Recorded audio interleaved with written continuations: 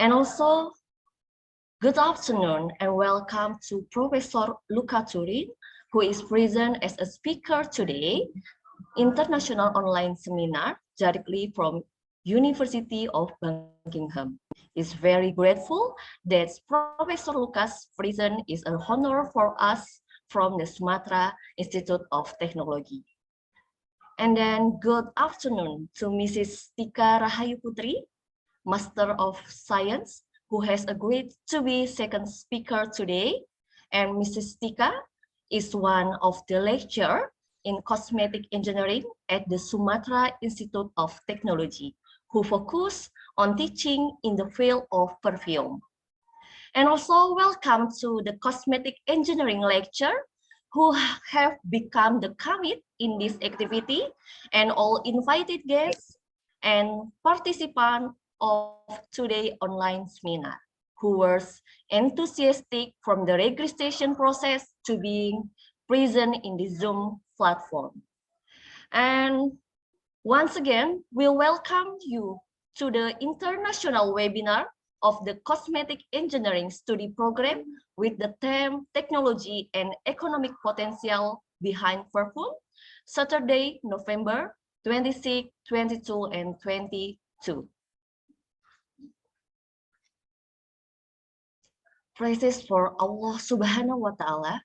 Thanks to the abundance to grace, hidayah, and His grace, we can all gather together in good health to gain new knowledge, which will certainly be useful for all of us. Amin. And also, we also don't forget to send our greetings and salawat to our Prophet Muhammad SAW, who will look forward to for intercession at the end of Yaumil. Amin. I would like to introduce myself. My name is Anissa Siti Zulaika as your Master of Ceremony today.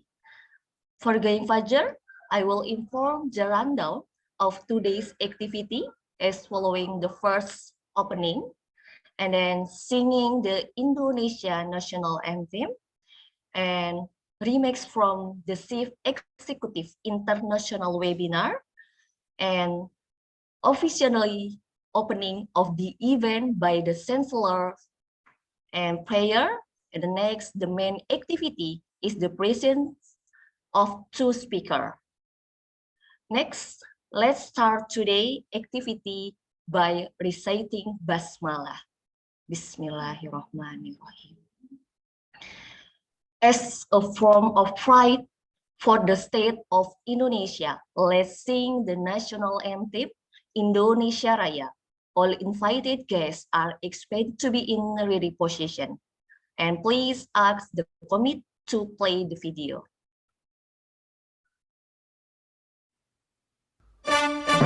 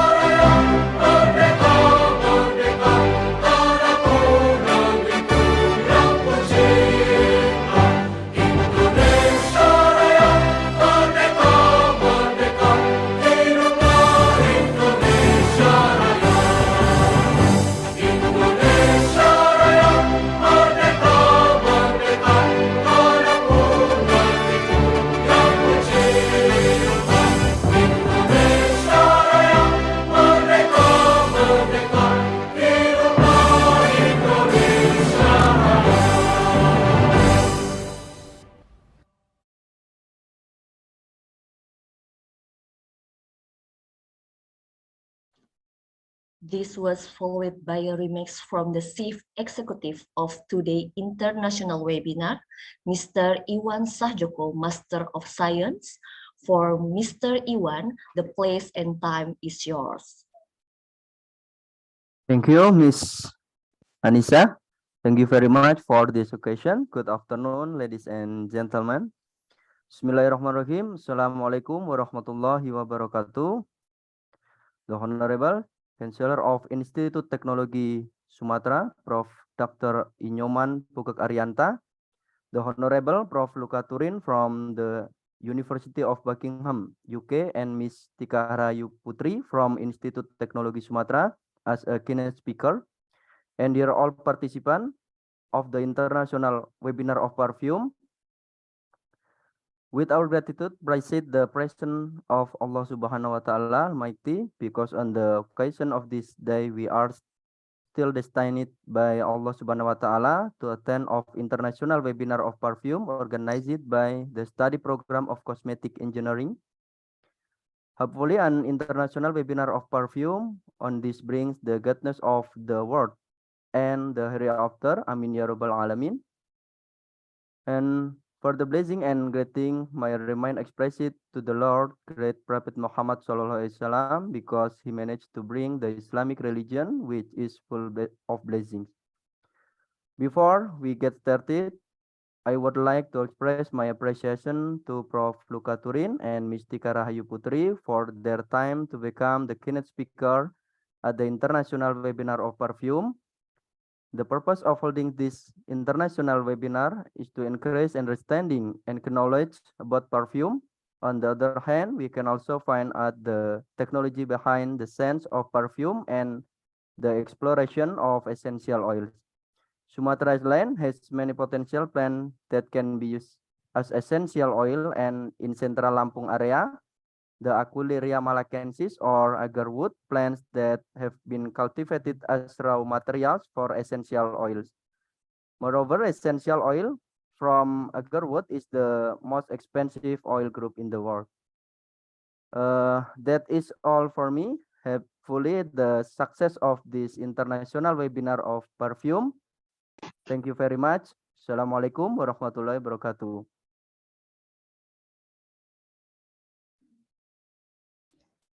And the next is the speech and officially opening the event today by our Chancellor of the Sumatra Institute of Technology, Professor Inyoman Pugek Arianta. The place is and time is yours, Prof.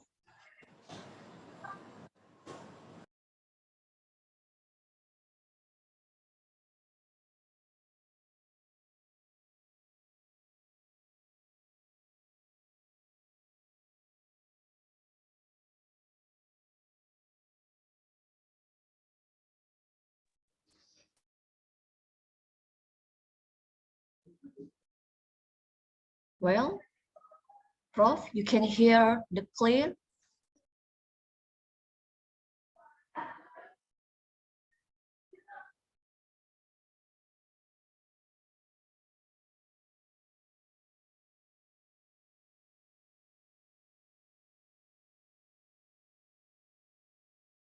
Okay, to all participants, we with the Professor Inyoman for giving the speech and officially opening the event. A few minutes. Tes. Ya, Prof. Tes. Ya, Prof. Assalamualaikum warahmatullahi wabarakatuh. Waalaikumsalam warahmatullahi wabarakatuh.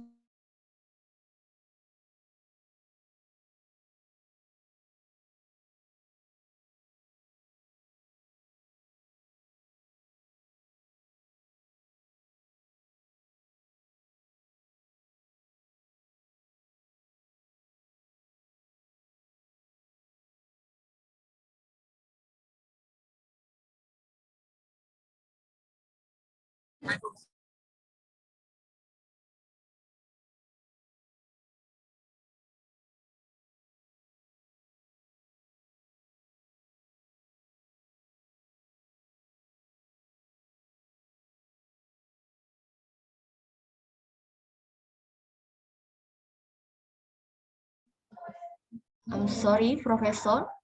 You can speak from your microphone to unmute, Professor. To our participant, because Professor Inyoman there's in airport, I think the signal is not good. We will wait a few minutes.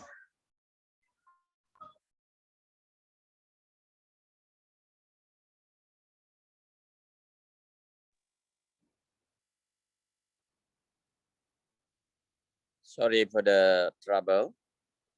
I hope I'd like to continue. This is my journey to Bandung.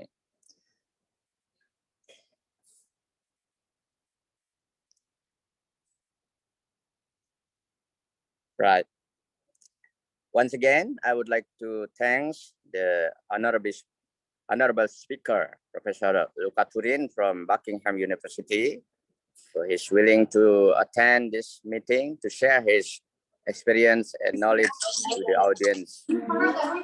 Also to the speaker, Dr. Tikarahayu Putri, who also will share his experience and knowledge regarding today's topic of seminar.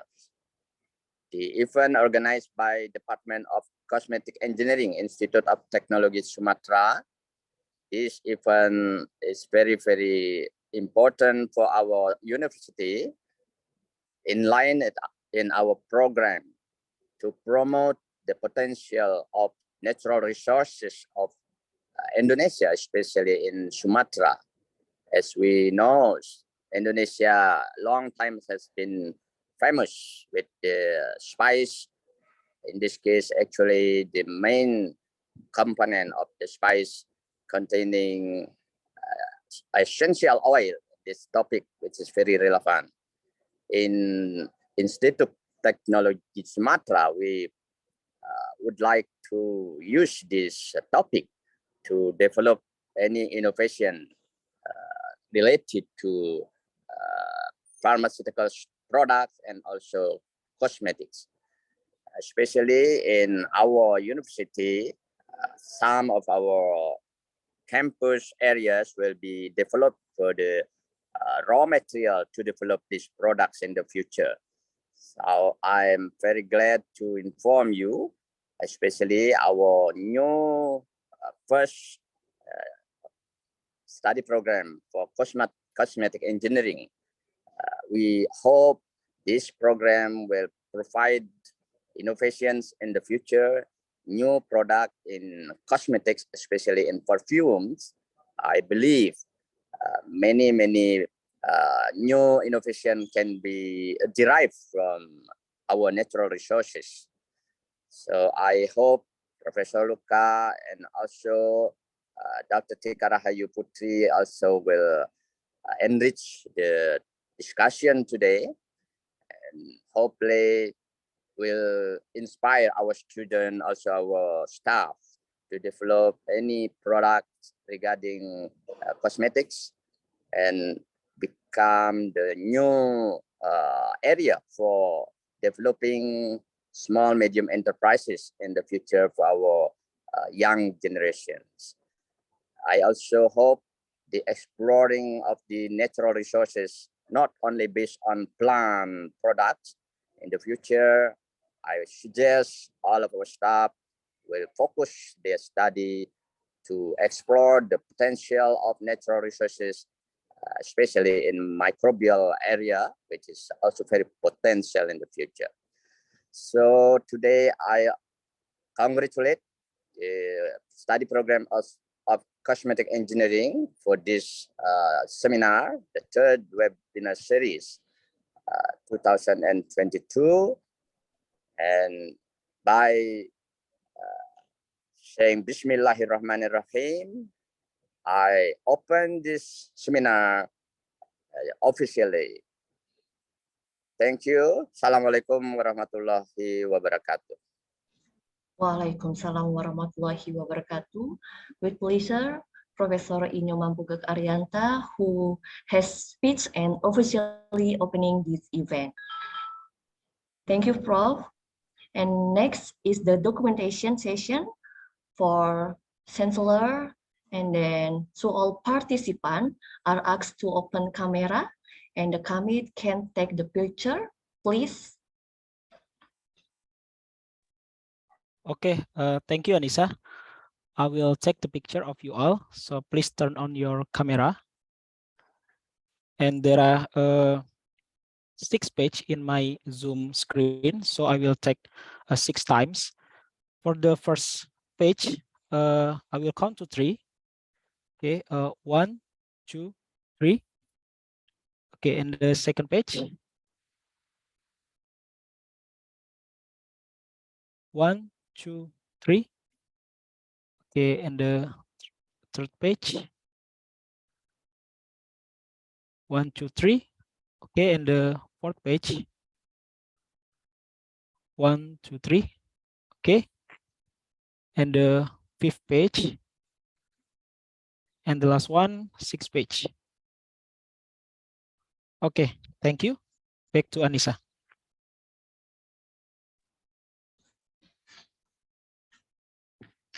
Once again, thank you to Professor Inyoman Bugak Arianta for your presence in this international webinar. And we will next the agenda. Then the next is reading of prayer, which is this case will be delivered by Mr. Iwan Sahjoko, Master of Science. The place and time is yours.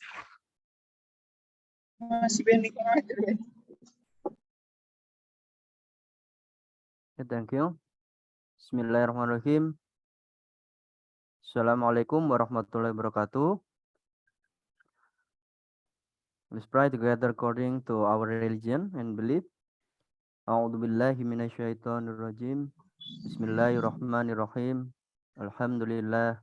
Alhamdulillahirabbil alamin. Wassalatu wassalamu ala asyrofil anbiya'i wal mursalin wa ala alihi wa ashabihi ajmain amma ba'd.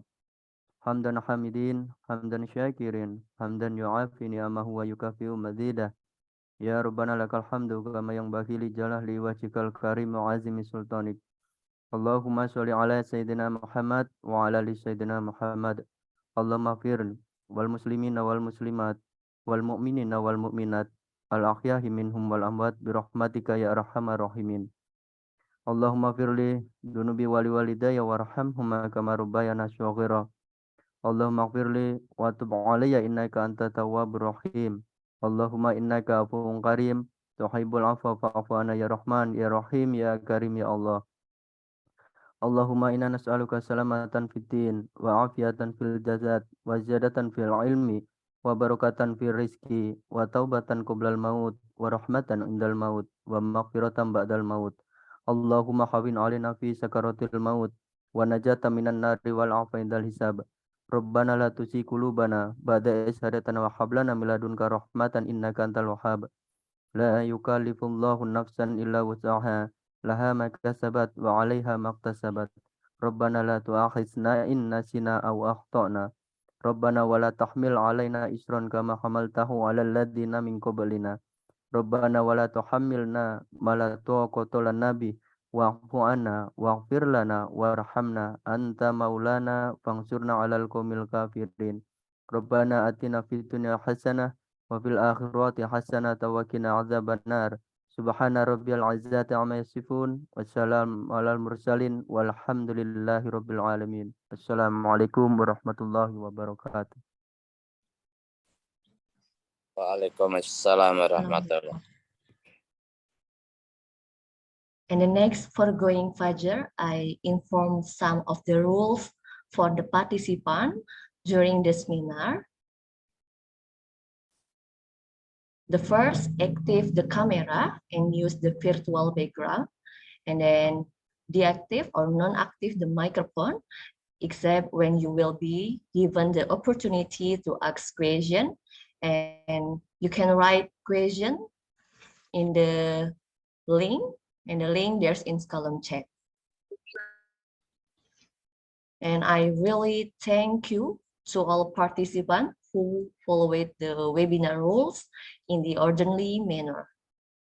And the next, we will enter the main event, namely the presentation of material from our speaker, which is in this case will be moderated by Mrs. Suryaneta, Master of Science, Philosophy of Doctor. Let me to read Suryaneta's profile. For formal education, PhD or Philosophy of Doctor, Educational Entrepreneurship and Management Doctoral Program, National University of Tainan, Taiwan, and Master Chemical Engineering Graduate Program, National Kengkung University, Taiwan, and Bachelor, Department of Chemical Engineering, University of Indonesia. And for the research and teaching interest from Mrs. Suryaneta, there is entrepreneurship, marketing, and industrial management in cosmetic sector. And Mrs. Suryaneta has published the entrepreneurship curricula and instruction from Journal of Teaching and Education, and then the investigating marketplace customer certification. Okay, thank you. And please, Mrs. Suryaneta, time is yours. Okay, thank you so much, Ms. Anissa. Good afternoon, ladies and gentlemen. I am Suryaneta, will be your moderator for today. So welcome for all audiences. Maybe some of you, maybe most of you is a student in Institut Teknologi Sumatera, but I think the other also come from our author of our university. So welcome in Institut Teknologi Sumatera, especially in cosmetic engineering program. So it's been 5 months since the establishment of the Cosmetic Engineering Institute Teknologi Sumatera, and I believe as one and the only bachelor program, we have an obligation to increase the network within the practitioner, academician, and industry. And today's webinar is our effort to increase the network as well as to increase the understanding of the concept in related topic in cosmetic engineering. So once again, the uniqueness of this program, we also provide a perfume course in 5th semester. So you can join from the other program to take our course perfume. So today we will have 2 amazing speakers. The first speaker is already with us. We have Miss Tikarahayu Putri, Master Science. And the second speaker is the world's most famous perfumer critic and a scientist, Professor Luca Turin. However, Professor Luca Turin will be joining with us later on, maybe around 2 p.m. And first of all, I would like to greet Miss Tikarahayu Putri. Hello, Miss Tikarahayu Putri. Hello, Mrs. Suryaneta and all participants and Professor I. Nyoman Tugang Arianta. Okay, okay then. So, Hello, okay. okay. So before we go to the first speaker, Miss Tikarahayu Putri, I would like to read her profile. So Miss Tikarahayu Putri is one of the lecturer in Cosmetic Engineering Bachelor Program, Institut Teknologi Sumatera. She graduated from the Master Chemical Graduate Program in Institut Teknologi Bandung, and she was graduated from Department of Chemistry Education in University Shah Kuala, Aceh. As mentioned by our master ceremony, Miss Anissa, Miss Tikarahayu Putri will be your lecturer in the sum of courses, for example, the perfume, and then the cosmetic sensory, professional ethic. Miss Tikarahayu Putri also have several research regarding, she is doing now the research about essential oil, but the previous research is about the effect of addition of dragon fruit extract to change the peroxide number and acid number of used cooking oil. And then the previous research also about the analysis of caffeine content in traditional gayo coffee. Okay, without further ado, before then, I would like to inform Ms. Tikarahayu Putri will have 30 minutes to present your topic regarding the potential of essential oil in Sumatra Island. And then we also have the second session around 20 minutes to have a question and answer. So you can write down your question in the link that already given by the committee Slido. And then if we have another time, maybe I will call 1 or 2 attendants to directly speak your question. Okay, Ms. Tikarahayu, the time is yours. Thank you very much to Mrs. Suryaneta as a moderator. Well, Assalamualaikum warahmatullahi wabarakatuh. Good afternoon, ladies and gentlemen. First of all, I'd like to say an honorable mention to Rector Institut Teknologi Sumatera, Profesor Nyoman Pugeng Arianta, PhD, and also the honorable to our keynote speaker, the world's most famous perfume critic from University of Buckingham, Profesor Luca Turin. And in this opportunity, it's an honor to me to be able to present the topic today, that is essential oil potential in Sumatra Island. And also, thank you very much to all participants who have already joined in the wonderful event, International Seminar Perfume. Well, if we talk about essential oil, when we were young, I believe that all of us already know about it. And then babies usually use essential oils such as kajuput oil or telon oil on their body to get warm. Adults also use essential oil as aromatherapy to get relaxed after they do many activities a day. So it means essential oil have been introduced to us since our birth. Okay, next. All right. When colonizers took our natural resources species, they not only took the flavor, but also they took the fragrance. It means Indonesia has rich natural resources. If we look back, kings in Egypt, Saudi Arabia, and even kings in Indonesia also use essential oil as symbol to the elite groups. Let me look essential oil in overseas. In Australia, traditionally essential oil was used that is eucalyptus. Eucalyptus is a popular essential oil which is known as antiseptic, anti-inflammatory, and antimicrobial. Let's we move to Greece. In there, it has peppermint oil. Usually, peppermint oil used as anti-inflammatory and antiseptic. And then in China, the traditional popular essential oil, it's called clove oil. In Indonesia, it's called cengkeh, yeah, which used as anti-acne.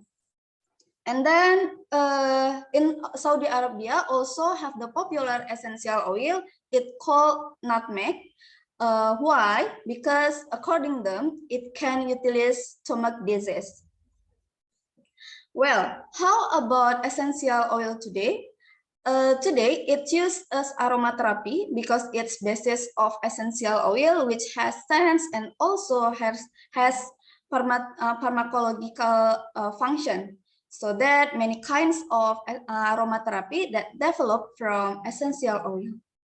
So I believe it has huge potential to develop product from essential oil and its derivative. Okay, please next. Well, what is essential oil? If we look the definition of essential oil, that is secondary metabolite of plant origin. Also, it can get from animal because Indonesia has extraordinary resources, so we can get many kind of it. And then meanwhile, the essential oil in plant act as self-defense and survival. Essential oil has viscosity liquid and a volatile product. Essential oil also give off the characteristic of scents. Scientifically, there are two pathways for the biosynthesis process depend on composition of chemical compound, namely methylonic acid and succinic acid. Methylonic acid produce terpene and terpenoid molecule, and succinic acid produce phenylpropanoid molecule. The characteristic essential oil not only consists of one or two chemical compounds, but also consists of dozen unique compounds. If the same varieties is grown in different places, that it can produce different chemical composition, so that there is a very large range research topic that can be done from this essential oil. Please next. And Indonesia has 5 large islands. One of them is Sumatra Island, which is located in the western part of Indonesia. In this picture, we can see that Indonesia has 3 minerals for essential oils, and also almost all provinces in our country that produce essential oil. The essential oil product from Indonesia is used for fragrance and flavor industry. I would like to tell our experience. Last month, we came to PT MAN Indonesia, which is one of industry that focus on application, fragrance, and flavor product. They use some kinds of essential oil to create one product that has characteristic of scent and flavor.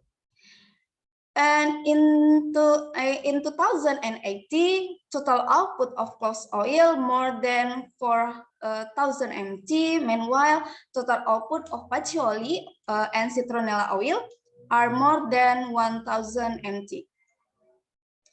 Please next. Okay, Sumatra have many essential oil resources such as patchouli, agarwood, cloves, cinnamon, and etc. Indonesia's essential oil export in 2020 reached 248.4 million US dollar, up 15.09% year on year from 2020 of 215.8 million US dollar. Next. Okay, this is the data of potential, the data of production essential oil from Sumatra Island. According to this table, we can see that patchouli is one of the popular essential oil from Sumatra. Every province has produced patchouli oil except Beliau. Why? Because no one essential oil are produced from Beliau. Patchouli is dominant 90% of the global market in the world now. Besides that, there is another popular essential oil today that has potential to make a new product, that is agarwood oil. It has a high price value, and then uniquely, when this agarwood plant oil would be taken, this plant must be injected with bacteria. It's called inoculation process. And then it would produce secondary metabolite ingredients, aims to protect itself. So the secondary metabolite is utilized in our life. Clove oil has benefit for flavor product that is developed by PT Indiso Indonesia. And also there are several essential oils that are routinely produced from Sumatra Island. Some are used to meet the needs of industrial raw material, and others are exported to overseas. Especially those that have a very high selling value according to this data, this table from Dewan Aksiri Indonesia, that essential oil are produced in Sumatra, but also not produced in other part of Sumatra Island. There are cinnamon and gurjum balsam. Okay, please next. Okay, in this slide, we can see the market, the global essential oil market trend. The market growth in Asia Pacific can be attributed to the increasing awareness to consume nutritious food product in the region. The growth of this market can be attributed to the development of innovative product in the essential oil market. The global essential oil market is projected worth $15.3 billion by 2027, growing a CAGR of 11% in terms of value during the forecast period. Okay, please next. Well, in this slide, this is about process of essential oil. How do we produce essential oil? There are several ways that we can do depending on the material we will extract, but the most commonly used method is distillation. Furthermore, there are some ingredients that must be done specially to produce essential oil. For example, essential oil from orange, we can extract the oil by mechanical extraction method because the orange peel and citrus fruit don't need to be separated. So to get the essential oil can be directly squeezed. If you have an orange garden and as an entrepreneur process from citrus fruit, the peel can be developed into essential oil product. The main component of the chemical compound in orange peel, that is limonene. It is the main ingredient for creating perfume product and others. If we use a flower sample, it produces very small essential oil, so we can use fat for as a solvent. This method is called the influence method. And then when the volatile sample has been absorbed in the fat, it is extracted using ethanol. Essential oil also obtained in their way a part of the absolute category. And then we discuss about camphor. In Indonesia, it's called kemenyan. It's used fixative to keep the sense of fragrance. Other techniques have also begun to be developed, such as microwave and ultrasonic technique, or we can use supercritical extraction technique. This innovative method is able to preserve the natural composition of essential oil. So, if the quality is tested, the essential oil extracted by this method can produce very good quality. When tested for bioactivity, the extraction of using the innovative method has better bioactivity compared to conventional method. Please next. Well, in this slide, we can see part of plant material containing essential oil. As I said before, as a producer of aroma or scents can come from several parts of the plant. That doesn't mean that one plant can only produce essential oil from one part. But there are some plants that can produce essential oil is more than one part. The most famous part is, for the example, the most famous plant is cloves oil, starting from the twigs, flowers, leaves, and stem. These cloves can be used to extract essential oil. The essential oil from the cloves flower will produce an oil containing above 90% eugenol molecule, while the leaf extract can produce 60 to 78 eugenol. For other types, sometimes produce essential oil from leaves or flower only, depending on the secondary metabolite accumulated in any part.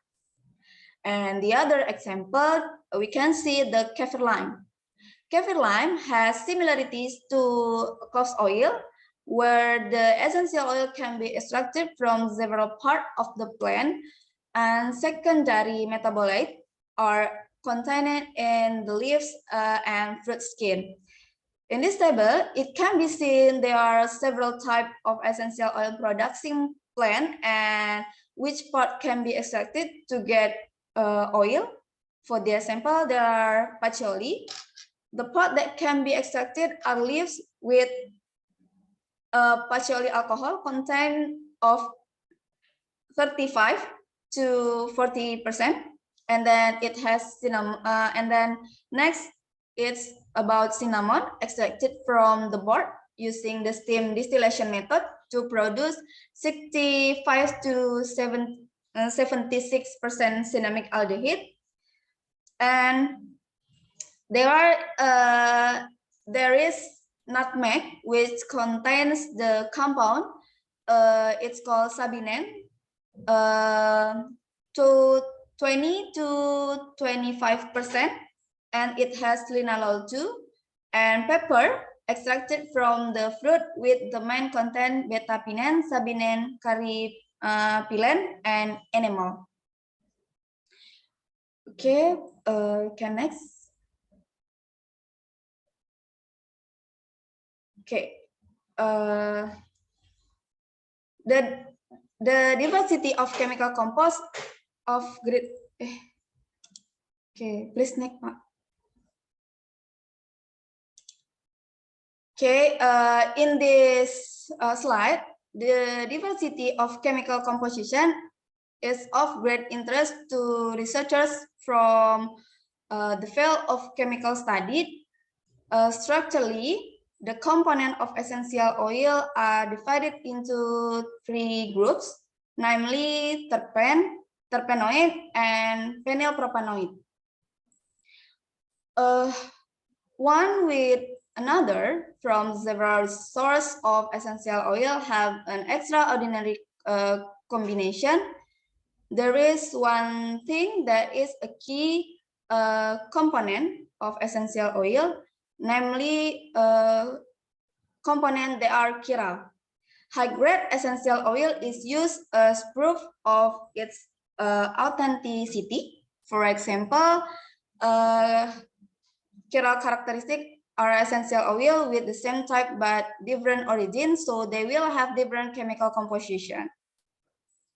So, if the essential oil from Europe is at a higher price, but it is supplied with essential oil from another part, such as Japan, and also is sold cheaper price and labeled with Europe origin, the researchers will be detected that the oil is not from Europe. Okay.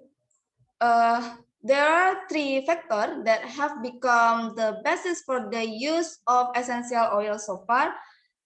The first has an aroma, and then the second can be seen for this bioactivity, and the third is the use of essential oil from chemical composition.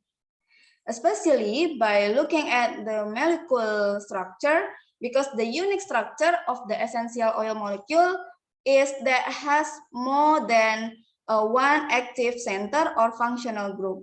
So if we want to explore its derived compound, we have a very large opportunity, and then this is the basis that essential oil product continue to be developed. In this picture, we can see that several potential essential oil that have been developed in various fields include pharmacy, aromatherapy, insecticide, polymer material, flavors, fragrance, and fuel bio additives. The development of essential oil in the pharmaceutical industry is seen from their bioactivities, including antiseptic, antimicrobial, anti-inflammatory, anti-cancer, antioxidant, antivirus, and etc. In the pharmaceutical field,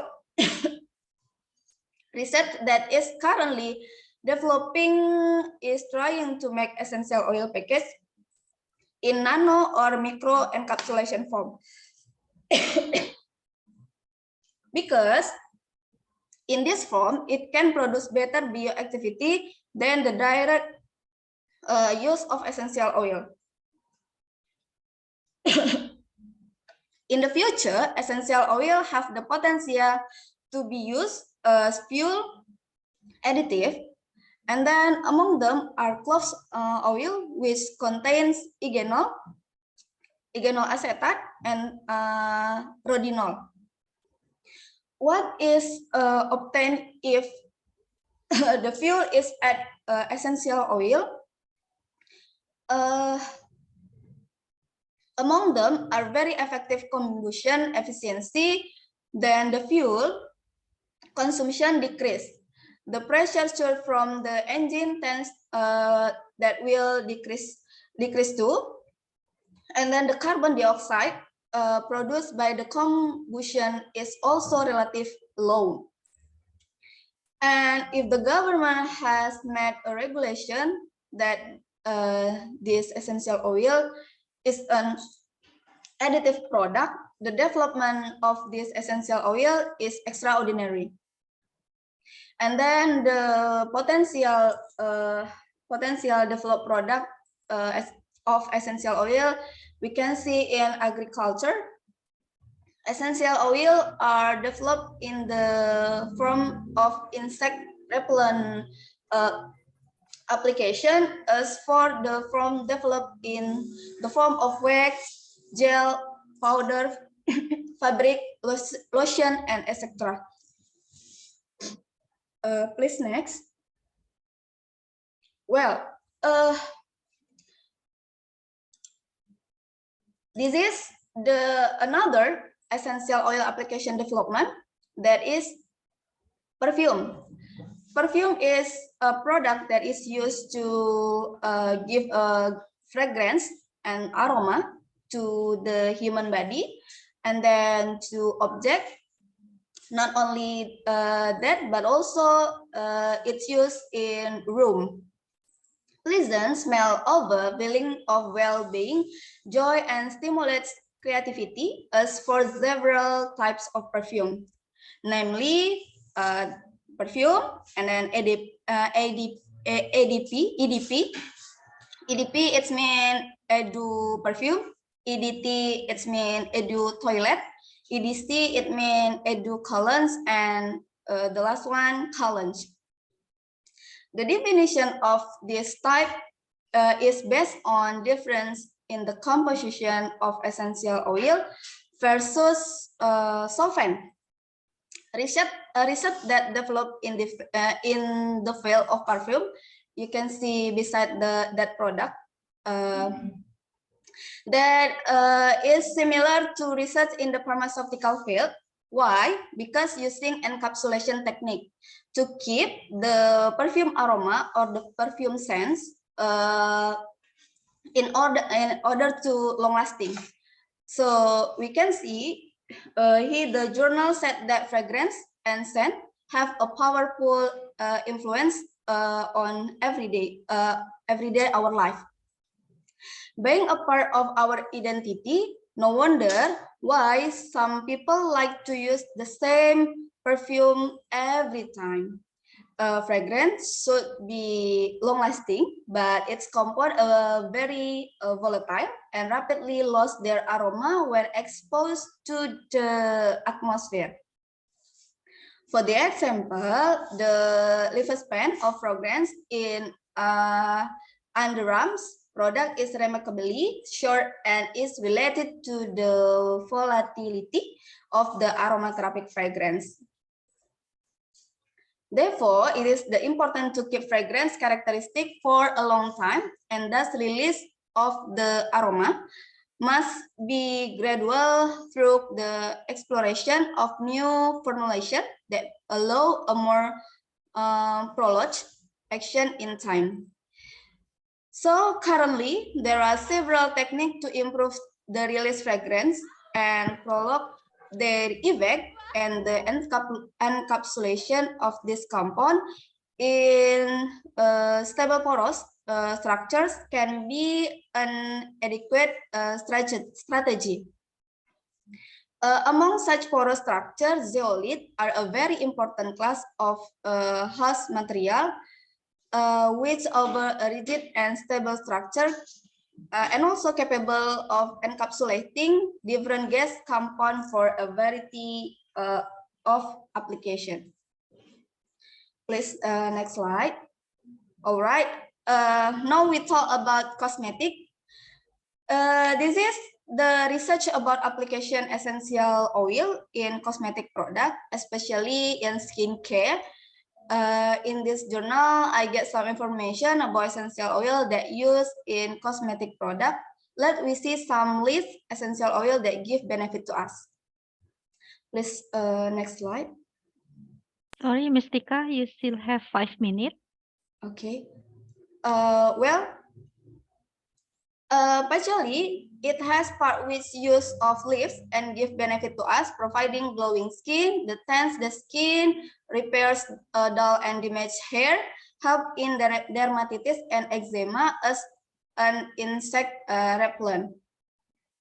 And then for sandalwood, have benefit anti-aging, high in antioxidant and treat dry skin, help in tanning dry skin, chip skin, and also it uses as anti-inflammatory and antimicrobial properties.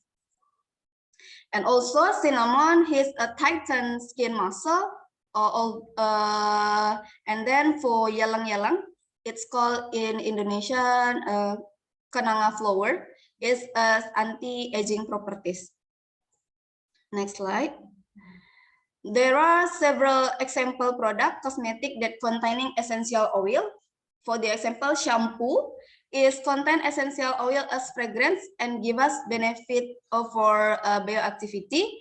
And then the other one is deodorant, has function as fragrance and also give benefit to us as to close malodor and as antimicrobial.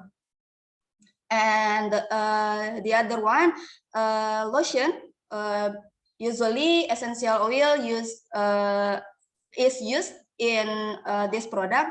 It gives benefits as fragrance. Next slide. All right. The development of other essential oil application is used as aromatherapy, where aromatherapy is packaged with a very elegant aroma, usually used in a hotel or spa and another place. Aromatherapy product that currently popular there are candle or humidifier aromatherapy and also oil burner aromatherapy. Okay, please next. Well, this is the last slide of my presentation.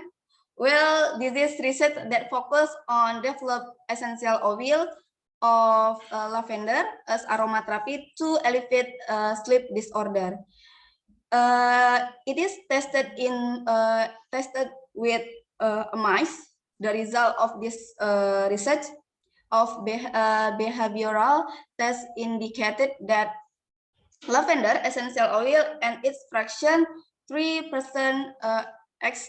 exerted an ameliorating effect on sleep disturbance induced by efficiency and caffeine. The neurobiological parameter elucidate that the mechanism of lavender essential oil for sleeping improving was related to GAB energy system, cholinergic system, histaminergic system, and monoamines in the limbic system. The heavy fraction share a similar mechanism with the lavender essential oil, while the light fraction didn't actively participate in the chologenic system, histaminergic system, and dopaminergic system. So I believe that essential oil in Indonesia really has a potential to develop in hyaluric product such as aromatherapy product, perfume, or cosmetic. And then thank you very much for your great attention to ladies and gentlemen. May all those we have shared beneficial for all of us. Thank you. Assalamualaikum warahmatullahi wabarakatuh. Okay, Waalaikumsalam warahmatullahi wabarakatuh. Thank you very much for Ms. Tikarahayu Putri for your amazing and insightful presentation. And we already have many questions in our Slido, around 35 questions. But however, because we not have much time to answer each question, I will read some of the question. Okay, Mystica, maybe the first question is, what is the difference between oil and essential oil? And then I will read the second question. The second question is, okay, the second question is,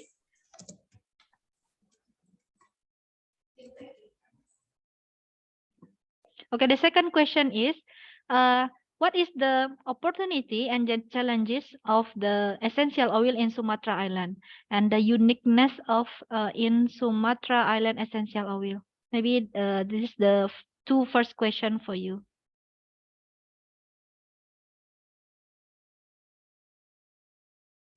Okay, thank you very much to Mrs. Suryanita for first question, the difference of oil and essential oil. I think the already tell in our explanation just now. There is essential oil have a definition. It has a characteristic as their aroma. The aroma is produced by essential oils. It has a characteristic chemical structure. So the chemical structure, the characteristic chemical structure, it will give the sense. For the example, linalool and eugenol. And also there is one thing that is a key component of essential oil. Namely compound that are chiral. Just know as we see that the molecule or structure from essential oil, it has a special mark that is chiral structure. High grade essential oil is used as proof of its authenticity. And then chiral characteristic are oils with the same type, but in the different origin, it will be didn't same. I think that the answer about what is the difference of oil and essential oil. And then the second question. About the challenging and the opportunities of the essential oil in Sumatra Island, and what is the first problem that caused that, why the essential oil is not explored much in Indonesia. All right. The majority of essential oil export are still in the form of raw material. I think as a result, downstream industry using essential oil import to meet the production need and consumer need of perfume user. Like last month, we discussed with manager of PT Man Indonesia, he said that the raw material to explore the perfume or flavor product, they take the raw material from abroad or overseas. That the raw material before it has a good quality, it's from in Indonesia. So I think the challenges about essential oil this one we need to explore, and then we need to give the socialization to all farmer essential oil to know how to extract the oil pure than before. And then as an effort to deal with this, the Ministry of Industry has compiled also a roadmap for the development of the national essential oil downstream industry in order to develop the essential oil industry, starting from the upstream, middle stream, and downstream industry. I think that is my answer. Okay, thank you, Ms. Tika, for your answer. I will write another question. What is the uniqueness of the essential oil in Sumatra? And then I will choose another one. Oh, is that all the essential oil have potential as a perfume? Or all perfume should have essential oil? And then how to formulate the perfume using the essential oil? Okay. Okay, for the next question about uniqueness perfume, the uniqueness raw material from Sumatra. I think the uniqueness essential oil from Sumatra, there is patchouli and gurjum balsam and cinnamon. Why? Because patchouli first we get in Aceh, as I know the story, because when colonized come to Indonesia, they put the patchouli in Aceh province. So and then as we can see that all province in Sumatra, all of them produce essential oil from patchouli, and also gurjum balsam and cinnamon. And we didn't, this is the data from Dewan Asiri Indonesia. I found that no one province produce gurjum balsam and cinnamon oil, and also pepper and ginger oil. So, but about patchouli, some province in other part or other province, like in West Java, it has already produced essential oil from patchouli. All right, so, and then the second one, the next question. The next question is it all the essential oil have potential to be the perfume? And is that all the perfume should contain essential oil? And then how to formulate the perfume? Okay, if we talk about what all of perfume that contain essential oil, usually the perfume product that has more prices, no, I just wanna say perfume is divided 4 types. There is perfume, EDP, EDT, and EDC, and then colorants. This type is based on difference in the composition of essential oil versus solvent. Perfume contain the lowest of ethanol solvent and also and usually use origin essential oil.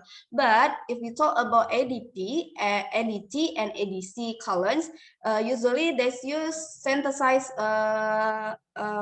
product or synthesized raw material, not use original essential oil. That's why the prices of it is cheaper than perfume. And then perfume product also has limited edition because it's use original essential oil. Now, because perfume has an exclusive aroma for its user, and also the use of a small amount of ethanol solvent, only people who are very close to us can smell the scents. And then the second one about how to formulate perfume. Perfume divided three parts: base note, middle note, and top notes. The top note, it contains a volatile essential oil raw material such as citrus, and then usually use citrus. And then the second one, middle note, it has the volatile of the raw material is lower than the top note. And then usually in the middle note we use raw material from flower. And then the third one is from base note. Base note, it has a long-lasting scents, and then the volatile material or the lowest volatile raw material. Usually it's used wood. So if you want formulate the product, not only use one essential oil, so you can mix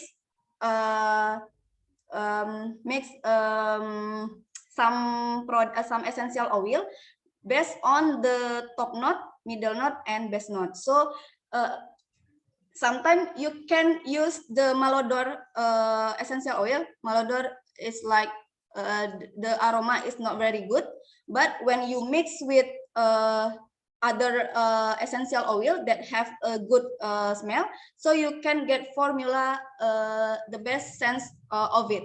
I think that's how to formulate the essential the perfume product. Okay, Ms. Tika, thank you for your answer. Maybe we have another question. Is that the chemical bond in the essential oil have the effect to the kind of scan in the essential oil? All right. As I know that it has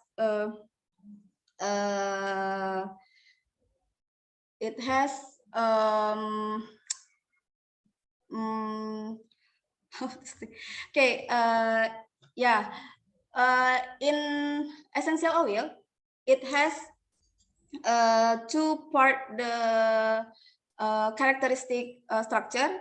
It means that is sesquiterpene and monoterpene. Terpene is the functional group that have the one of the factor to give the characteristic of scent. But also not only that, we can see some example chemical compound in essential oil. One molecule, there are more than one functional group, such as linalol. Linalol, it has a phenol functional group, and then also it has it has ether group, and then it has terpene too. So usually the structure of chemical compound in essential oil, usually we can find the terpene functional group. it functional group will give the characteristic smell or characteristic aroma. Oh, okay. Thank you, Ms. Tika, for the answer. We move to another question because we have the total of the question is amazing, 68 questions. So maybe I will choose another one. Oh, what is the characteristic of the essential oil? Is that all the plant can produce essential oil? All right. If we look the definition of essential oil. Essential oil is secondary metabolites of plant origin. It's from animal, and then essential oil, it has volatile liquid and viscosity, and also essential oil give off the character of scent. So if we look this statement, essential oil give off the characteristic of smell. If the plant didn't, when we extract and didn't give the smell or the good characteristic of smell, so I think it not come to not come to essential oil group, because the one of the characteristic of essential oil is sense or smell, because we can see essential oil. Essence, it means like smell or aroma. So if the plant didn't give or didn't has potential to get smell or sense, I think it's not, it can't use as essential oil raw material. Thank you, Ms. Tika. Maybe I will read another question. Is that okay, essential oil, to be used to all ages? It means that the kid and the adult or the very adult person can use the essential oil or not? Yes, as before, I said that essential oil already used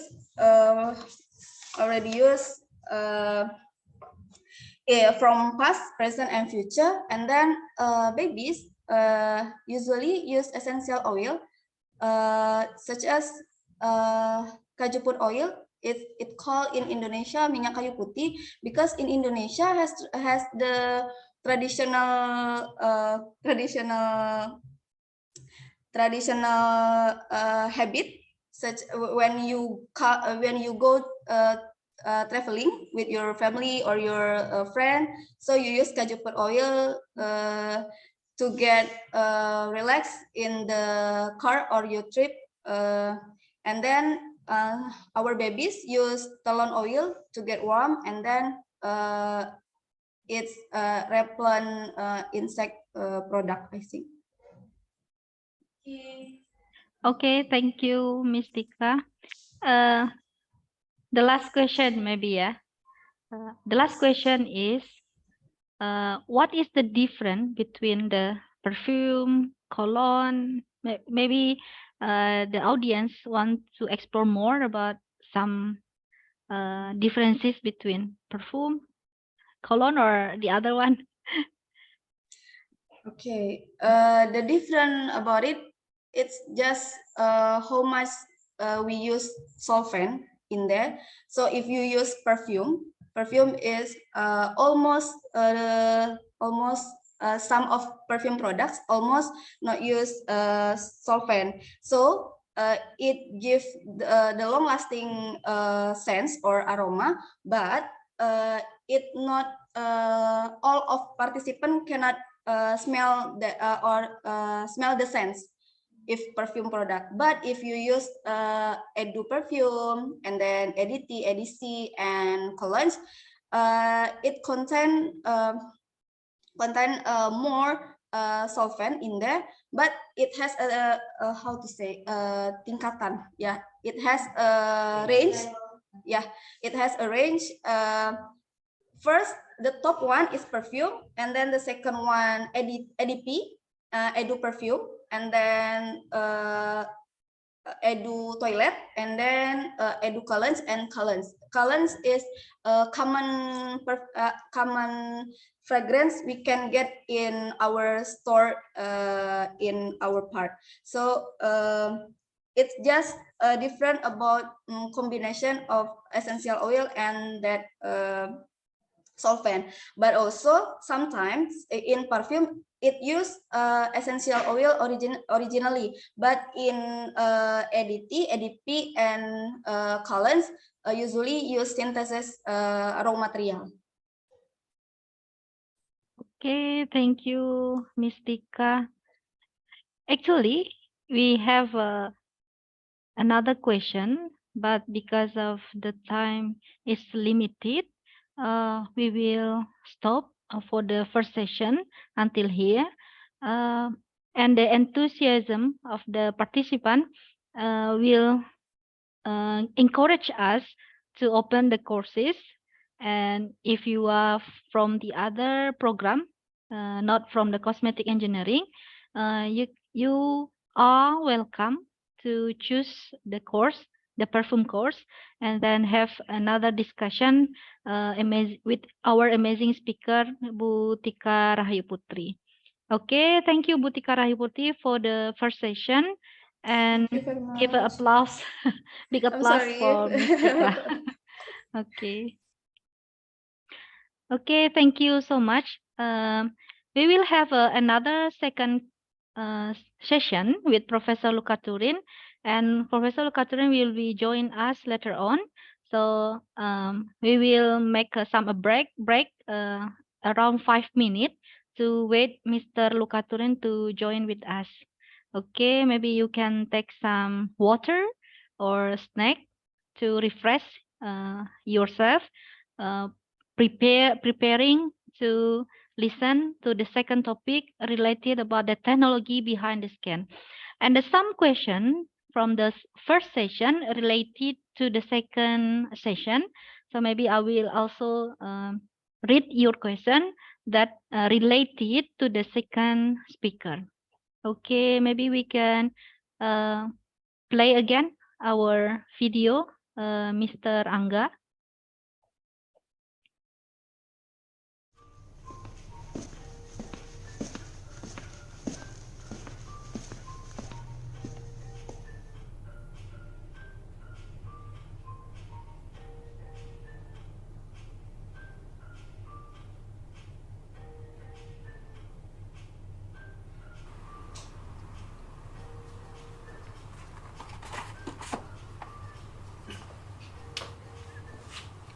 Bingung, Mbak ya? Iya Mas. Mbaknya nyari yang gimana, Mbak? Saya lagi nyari pembersih wajah yang nggak ada kandungan sulfatnya. Soalnya saya takut muka saya tuh merah-merah, kering, sama jerawatan. Maksud Mbak, sulfatnya itu yang mana, Mbak?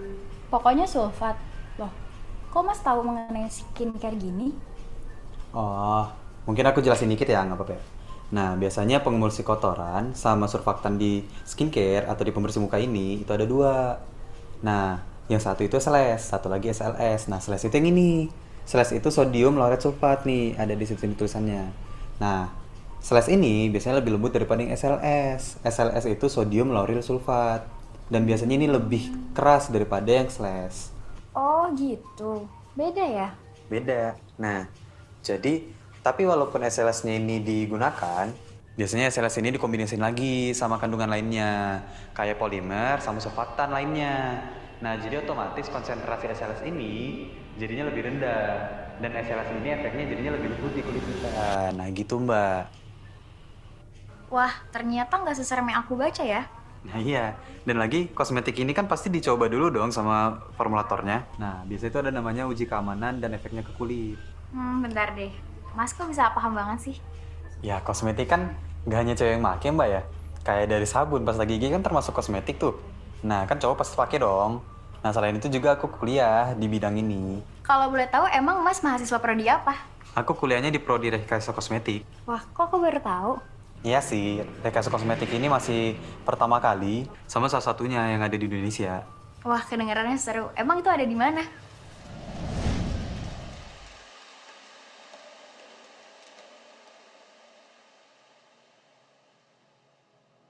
Selamat datang di ITERA, kampus pertama di Indonesia yang memiliki program studi rekayasa kosmetik. Yuk saya tunjukin.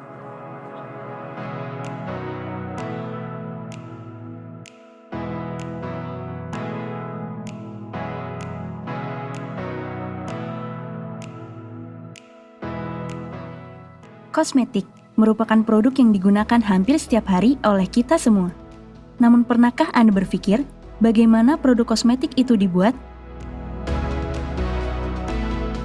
Produk kosmetik saat ini terus mengalami peningkatan dalam penggunaannya. Namun ahli dalam bidang kosmetik, baik dari segi pembuatan, evaluasi, aspek regulasi hingga IKM dan UKM di bidang kosmetik masih terbilang rendah. Untuk itu, program studi rekayasa kosmetik hadir di Indonesia untuk mencetak generasi-generasi baru dengan keahlian kosmetik yang memenuhi standar serta dapat menjadi problem solver untuk menjawab permasalahan terkait kebutuhan sumber daya manusia yang fokus di bidang kosmetik. Program studi rekayasa kosmetik merupakan program studi baru di ITERA dan pertama di Indonesia. Visi kami menjadikan program studi rekayasa kosmetik sebagai pelopor di bidang kosmetik dengan memanfaatkan potensi sumber daya alam di Indonesia, khususnya di Pulau Sumatera. Misi program studi rekayasa kosmetik menyelenggarakan pendidikan yang menghasilkan lulusan berintelektual tinggi, berbudi pekerti luhur, dan mampu bersaing di bidang kosmetik. Mengembangkan penelitian di bidang kosmetik yang hasilnya dapat diterapkan pada proses pendidikan dan menyelesaikan masalah di masyarakat. Menjalin kolaborasi dengan mitra strategis sehingga dapat memenuhi kebutuhan industri dan institusi yang berkesinambungan untuk pengembangan dan keberlangsungan pendidikan.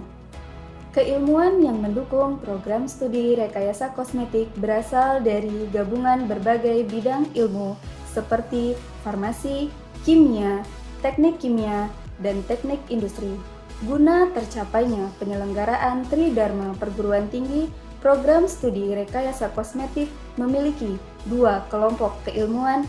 Yang pertama, teknologi dan bisnis kosmetik, yang kedua, kimia dan analisis kosmetik. Kedua kelompok keilmuan ini memiliki fokus riset dalam pemanfaatan sumber daya alam di Indonesia, khususnya Pulau Sumatera, dan fokus pada kosmetik halal. Profil lulusan program studi rekayasa kosmetik memiliki keahlian diantaranya ahli pengolahan bahan baku yang bisa bekerja sebagai peneliti dan dosen. Ahli formulasi kosmetik dapat bekerja di industri kosmetik baik sebagai R&D dan konsultan formulasi kosmetik, serta institusi pemerintahan seperti BPOM, Kemenkes, dan LPPOM MUI. Tidak hanya itu, lulusan Prodi Rekayasa Kosmetik dapat membuka lapangan kerja mandiri sebagai startup dan teknopreneur.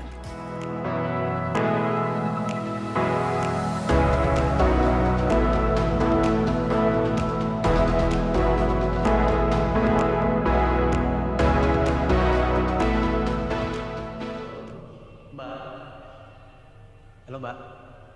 Mbak. Halo Mbak. Halo. Oh, iya. Oke, kalau kayak gitu saya pilih yang ini aja deh. Ternyata prodi rekayasa kosmetik keren juga ya. Saya Pasti jadi dong. tertarik. Yaudah, saya ke kasir dulu ya Mas. Oke, Makasih. Iya, aman.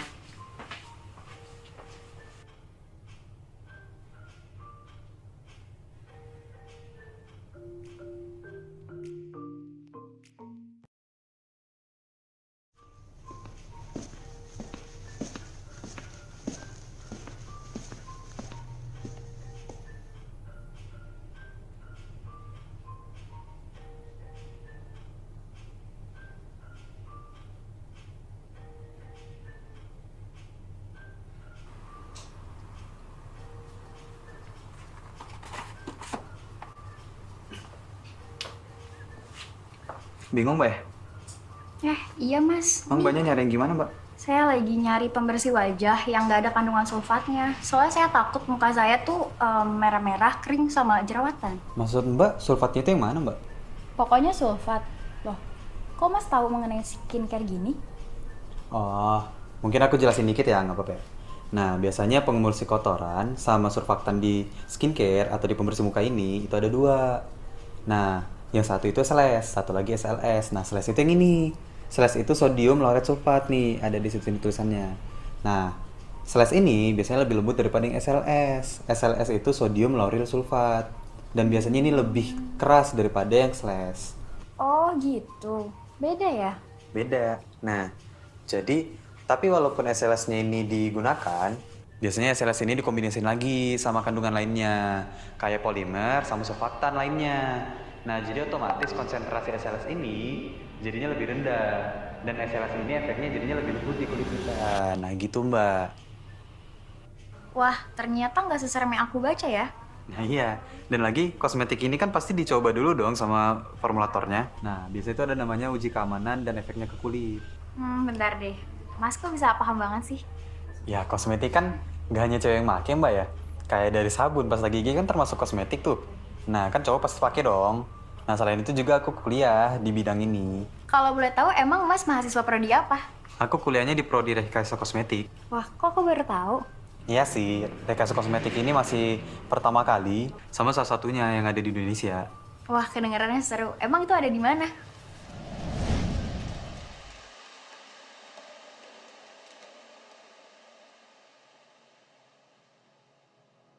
Selamat datang di ITERA, kampus pertama di Indonesia yang memiliki program studi rekayasa kosmetik.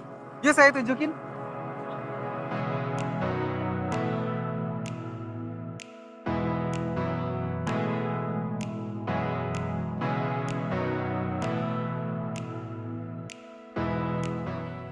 Kosmetik merupakan produk yang digunakan hampir setiap hari oleh kita semua.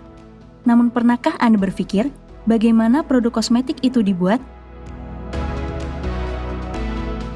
Produk kosmetik saat ini terus mengalami peningkatan dalam penggunaannya. Namun ahli dalam bidang kosmetik, baik dari segi pembuatan, evaluasi, aspek regulasi hingga IKM dan UKM di bidang kosmetik masih terbilang rendah. Untuk itu, program studi rekayasa kosmetik hadir di Indonesia untuk mencetak generasi-generasi baru dengan keahlian kosmetik yang memenuhi standar serta dapat menjadi problem solver untuk menjawab permasalahan terkait kebutuhan sumber daya manusia yang fokus di bidang kosmetik. Program studi rekayasa kosmetik merupakan program studi baru di ITERA dan pertama di Indonesia. Visi kami menjadikan program studi rekayasa kosmetik sebagai pelopor di bidang kosmetik dengan memanfaatkan potensi sumber daya alam di Indonesia, khususnya di Pulau Sumatera. Misi program studi rekayasa kosmetik menyelenggarakan pendidikan yang menghasilkan lulusan berintelektual tinggi, berbudi pekerti luhur, dan mampu bersaing di bidang kosmetik. Mengembangkan penelitian di bidang kosmetik yang hasilnya dapat diterapkan pada proses pendidikan dan menyelesaikan masalah di masyarakat. Menjalin kolaborasi dengan mitra strategis sehingga dapat memenuhi kebutuhan industri dan institusi yang berkesinambungan untuk pengembangan dan keberlangsungan pendidikan. Keilmuan yang mendukung program studi rekayasa kosmetik berasal dari gabungan berbagai bidang ilmu seperti farmasi, kimia, teknik kimia, dan teknik industri.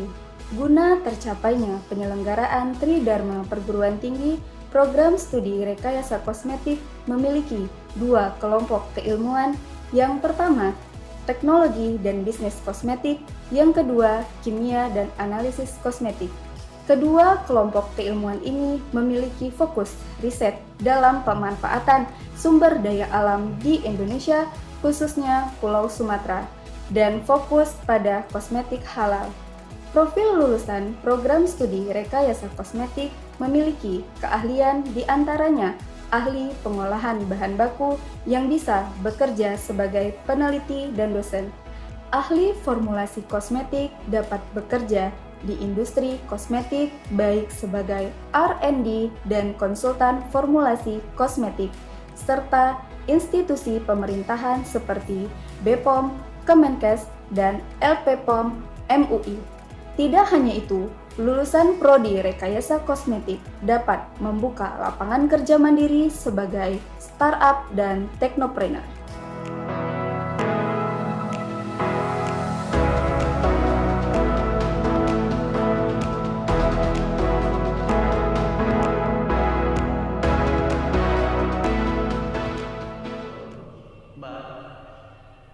Halo Mbak. Mbak. Halo Mbak. Halo. Oh iya. Oke, kalau kayak gitu saya pilih yang ini aja deh. Ternyata prodi rekayasa kosmetik keren juga ya. Saya Pasti jadi dong. tertarik. Ya udah, saya ke kasir dulu ya Mas. Oke, Makasih. iya, aman.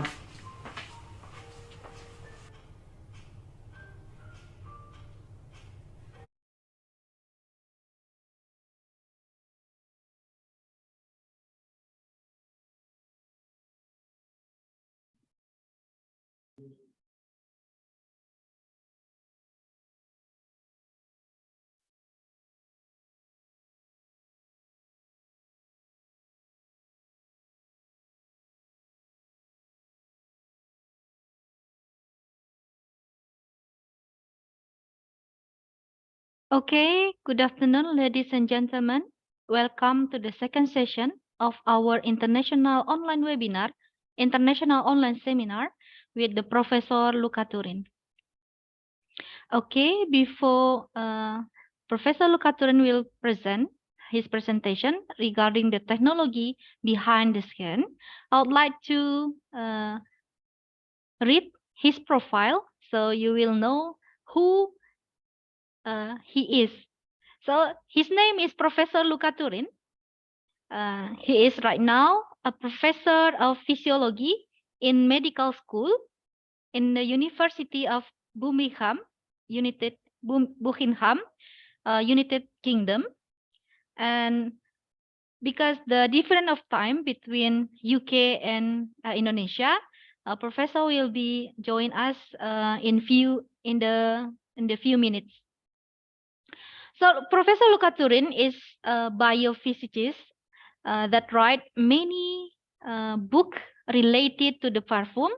So if you Google him in internet, you can find his video giving a talk about the perfume.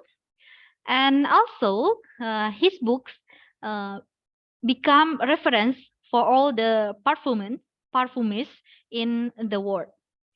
Some of his book is, you can see here in the slide, the little book of perfume that was published in 2011, and also the perfume, the E to Z guide in 2008, and also the secret of skin, the secret of skin in 2006.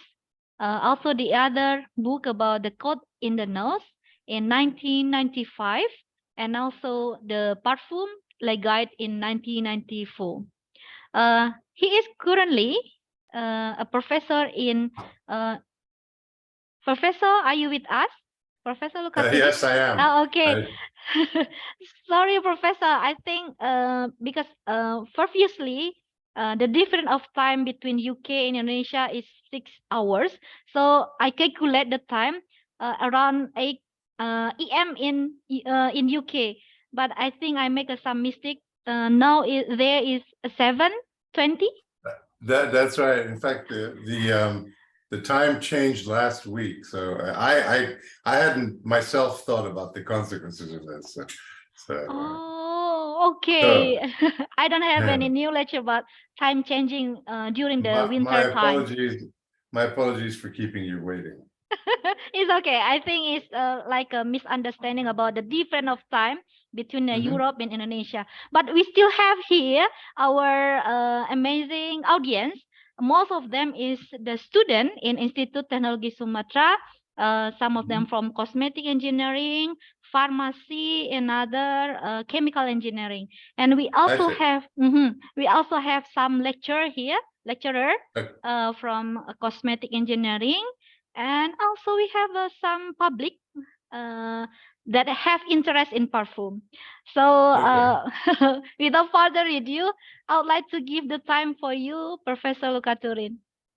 Okay, well, thank you so much.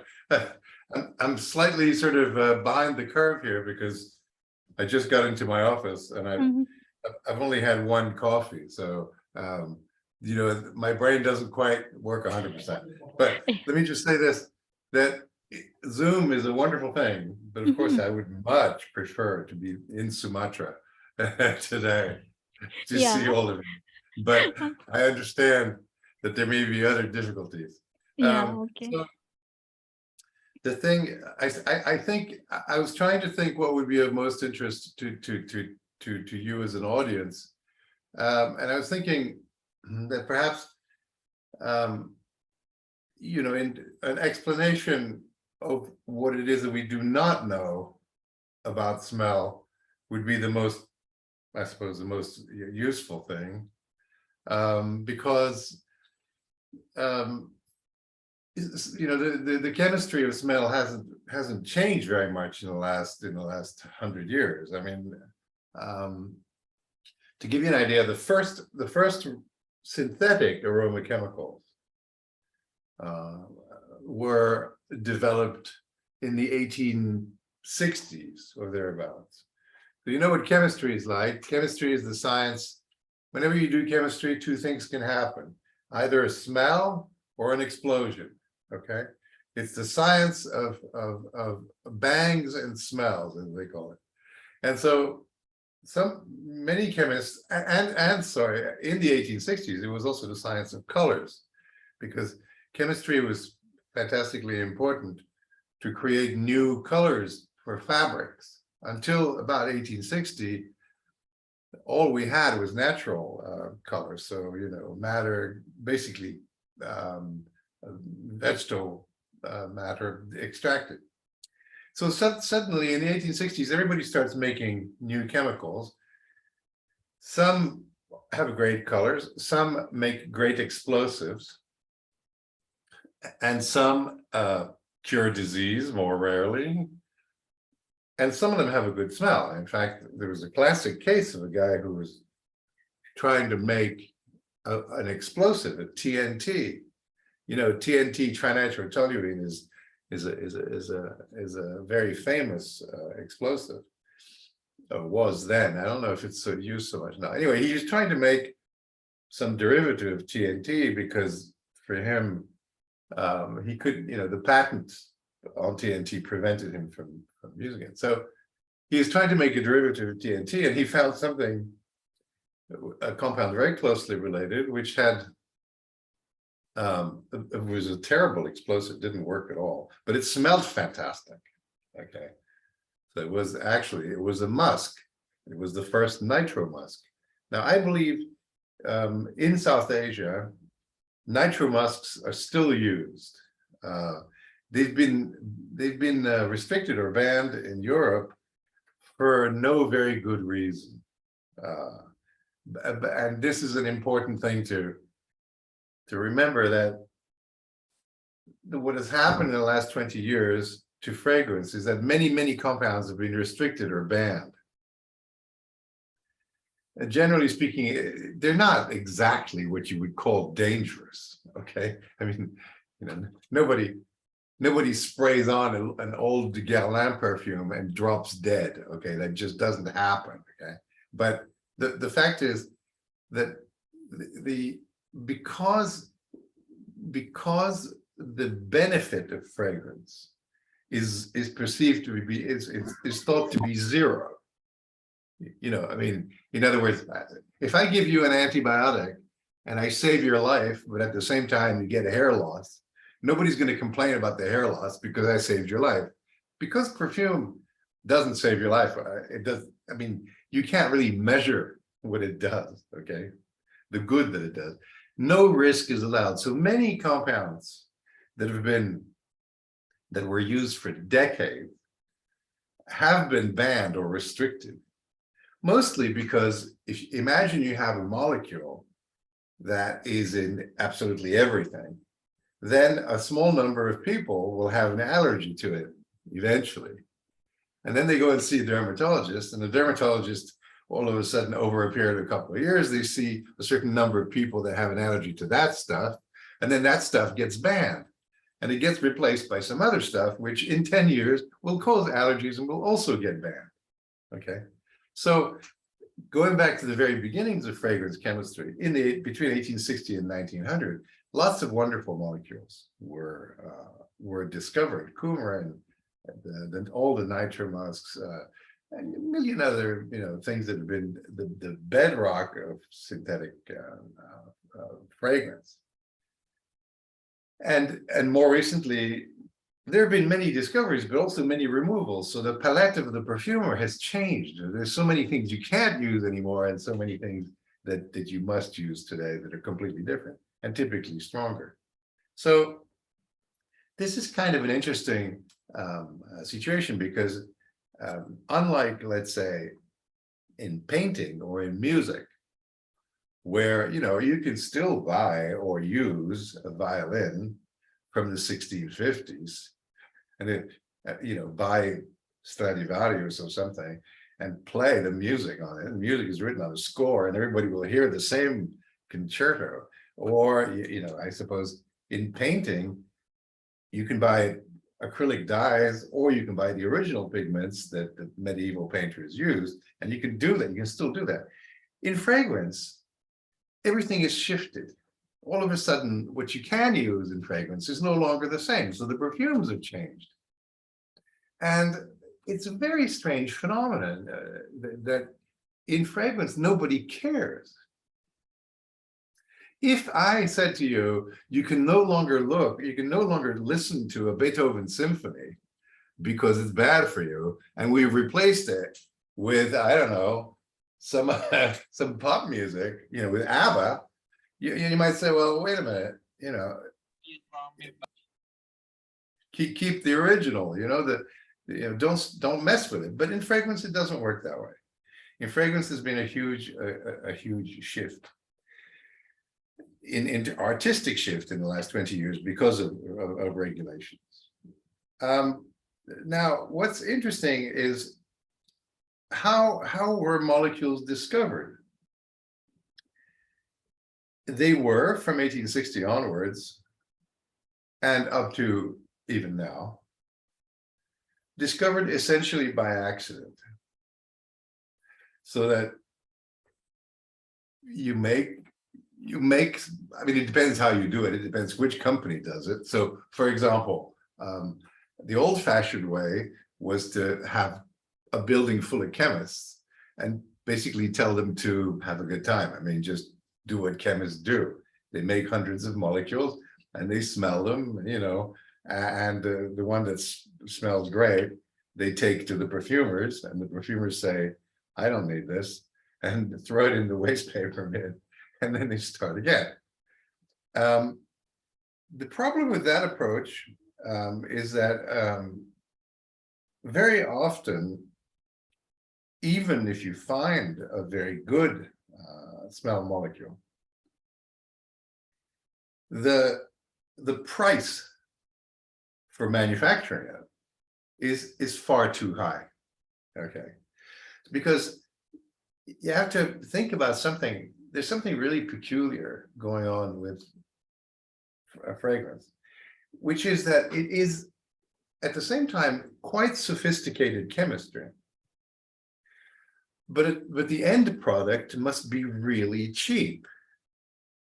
This is very strange, right? I mean, if you make, let's say, drugs for the brain, like antidepressants or sedatives, well, yeah, you can do a 3 or a 4 step reaction process, and you can end up with a thing that costs maybe, I don't know, $1,000 a kilo, let's say, to make. In fragrance chemistry, if you said, I've got a great new smell that costs $1,000 a kilo, they would just laugh at you and fire you the next day. You'd be unemployed, because the price they want is $10 a kilo, $20 a kilo. And so the most amazing thing about fragrance chemistry is how cheap they can make these quite complicated molecules. I mean, to give you an example, there's a type of musk called a macrocyclic musk. It's it's a circle of 15 carbons with you typically CO or COO, an ester linkage or ketone.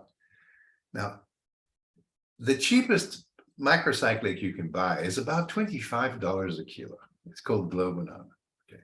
Now, I've talked to chemists, not production chemists, but just an ordinary chemist. And when I say to them, they can make this molecule and sell it for $24 a kilo, which means it probably costs them $10 to make. No one has any idea how that's done. I mean, it's just magic. So the real heroes of fragrance chemistry are the production chemists, because without them, nothing could ever work. I mean, the perfumes would cost a lot more. Okay. So the first way of discovering things is to just have the chemist make them, and then you see if you can make them cheap. The other way, which was pioneered, I believe, by Firmenich, is to develop a process that makes a wide variety of molecules cheaply. You know that you can make many different molecules fairly cheaply with a particular process. And then you use that process to make hundreds of molecules, and you see which ones smell good, okay? But the advantage of this rather strange approach is that once you've made it, you know you can sell it. You see, so you're not wasting any time. I've seen many times, a perfumer gets a little research product bottle, typically they're dark red glass, and opens it and dips a smelling strip in it and smells it and says, wow, this is fantastic. And then they calculate the production price, and it's just out of the question. Okay, so that's very frustrating for everybody. The chemists are wasting their time, the perfumers are wasting their time. It just doesn't work. So, but the bottom line is that unless you can make a 3 or 4 step synthesis cost $20, $20 is never going to work as a product. And in particular, in developing countries, perfume formulations, as I'm sure you know, are cheap. I mean, what is it? Do you happen to know? I mean, can you tell me what in your country, how much typically per kilo is perfume oil, let's say, of a, for a fragrance? Does anybody know? Anyone know how much the price? Ada yang tahu nggak harga 1 kilo parfum? $20, $30, that kind of thing? $20 is around, 1 kilo $20. Yeah, I think Prof, 1 kilo, maybe we can buy $20. Well, okay, imagine that. That's $20 for a kilo of chemicals that are not simple. If I said to you, that's the price of alcohol or whatever, the solvent, you would say that, that kind of bit expensive, but kind of reasonable. It's not, it's a complicated mixture of very complicated chemicals. It's amazing that it's so cheap. So, but one of the aspects of this whole fragrance chemistry thing has always been that the molecules are discovered by accident. Okay, because we don't really know what gives a particular molecule its smell, and it's if you consider, if you just broaden your point of view a little bit and say, well, smell is a branch of pharmacology in the end. You have receptors, you're trying to bind to the receptors. Okay, in the case of pharmacology, brain receptors, you know what the receptor is. It's one receptor, let's say 5-hydroxytryptamine 2A or whatever receptor, and you're trying to find something that attaches to it and turns it on or off. That's difficult enough. That's difficult enough. You look at the big pharma companies, Pfizer and people like that. They've got hundreds of people designing 5-HT receptor blockers or agonists, and they test thousands of compounds on tissue culture cells to find the one that does what they want. Now, in smell, we don't have one receptor, we have 400 different receptors, okay? So the pharmacology problem of smell is like so enormously larger than the ordinary receptor problem that it's no surprise that it's very hard to figure out, you know, how it works. Now, often what happens is a company, so there are some semi-exceptions to this rule. For example, there's a molecule called Javanol. Does anybody know about Javanol? It's named after Java. Javanol from Java? No, Javanol is from Switzerland. Oh, Switzerland. But it's called Javanol. Javanol. So Okay. some kind of mystery. Why the name is Javanol? Well, I don't know why did they call it Javanol? I don't know. I will ask them one day. But Wonder. the amazing thing about Javanol is that it's basically almost exactly beta santalol as a molecule, but it has 3-membered rings, cyclopropane rings, so 3 carbon rings on it. So they take santalol, beta santalol, which has 2 double bonds, and they replace the double bonds with these little triangles, okay? And this is hugely dangerous chemistry, hugely dangerous. I mean, every ingredient that you use to make that reaction is going to blow up and kill you, okay? So they have a special factory in Zurich to make this thing. Why do they make it? Because it's the best sandalwood aroma chemical in the world. It smells absolutely incredibly good, and it's incredibly powerful, meaning that you can, you know, even though it costs a ton of money, look like $500 to make, it's so powerful. You can sell a 10% or a 1% solution and you know, and still make money. Okay. So I remember a story about the chief chemist at Givaudan, is the company that discovered Javanol. And apparently they made a presentation of Javanol to clients and to investors and so on. And they said that, you know, some chemists stood up and said, we designed this from first principles, and showed them pictures, 3D pictures of molecules and stuff like that, you know, all the kind of things that you do when you want to impress people with science. And the chief chemist, Georg Frater, was at the back of the audience. And every once in a while he would say, we discovered it by accident. Okay. And everybody was extremely upset because they were trying to sound, you know, very reasonable and very much in charge. But the fact is, it is discovered by accident. And the reason it's discovered by accident is we don't know how smell works. And one of the things that we don't really understand is what is it that gives a particular molecule a particular smell. And as you know, that's something that I've been busy with, you know, for a while. And I just want to tell you this, how can I put it? In science, there are really the big facts, and then there's a host of smaller facts that come and fit or do not fit or whatever. But I want to tell you the really big facts about what it is that we know about smell. And you say, are there chemists in the audience? Let me ask this for a start. Yes, we have Mystica, a chemist. Okay. Yeah. So every chemist knows perfectly well that we can smell functional groups. What is a functional group? A functional group is an assembly of atoms, 2 or 3, sometimes 4, but rarely, that gives a molecule its general chemical properties. Okay, so if it's an SH, it'll do reactions typical of SH. If it's an alcohol, it'll make esters. If it's an acid, it'll make the other side of the ester, et cetera, et cetera. So the functional group is really the sort of the most important part of the molecule. Okay, and it's always quite small.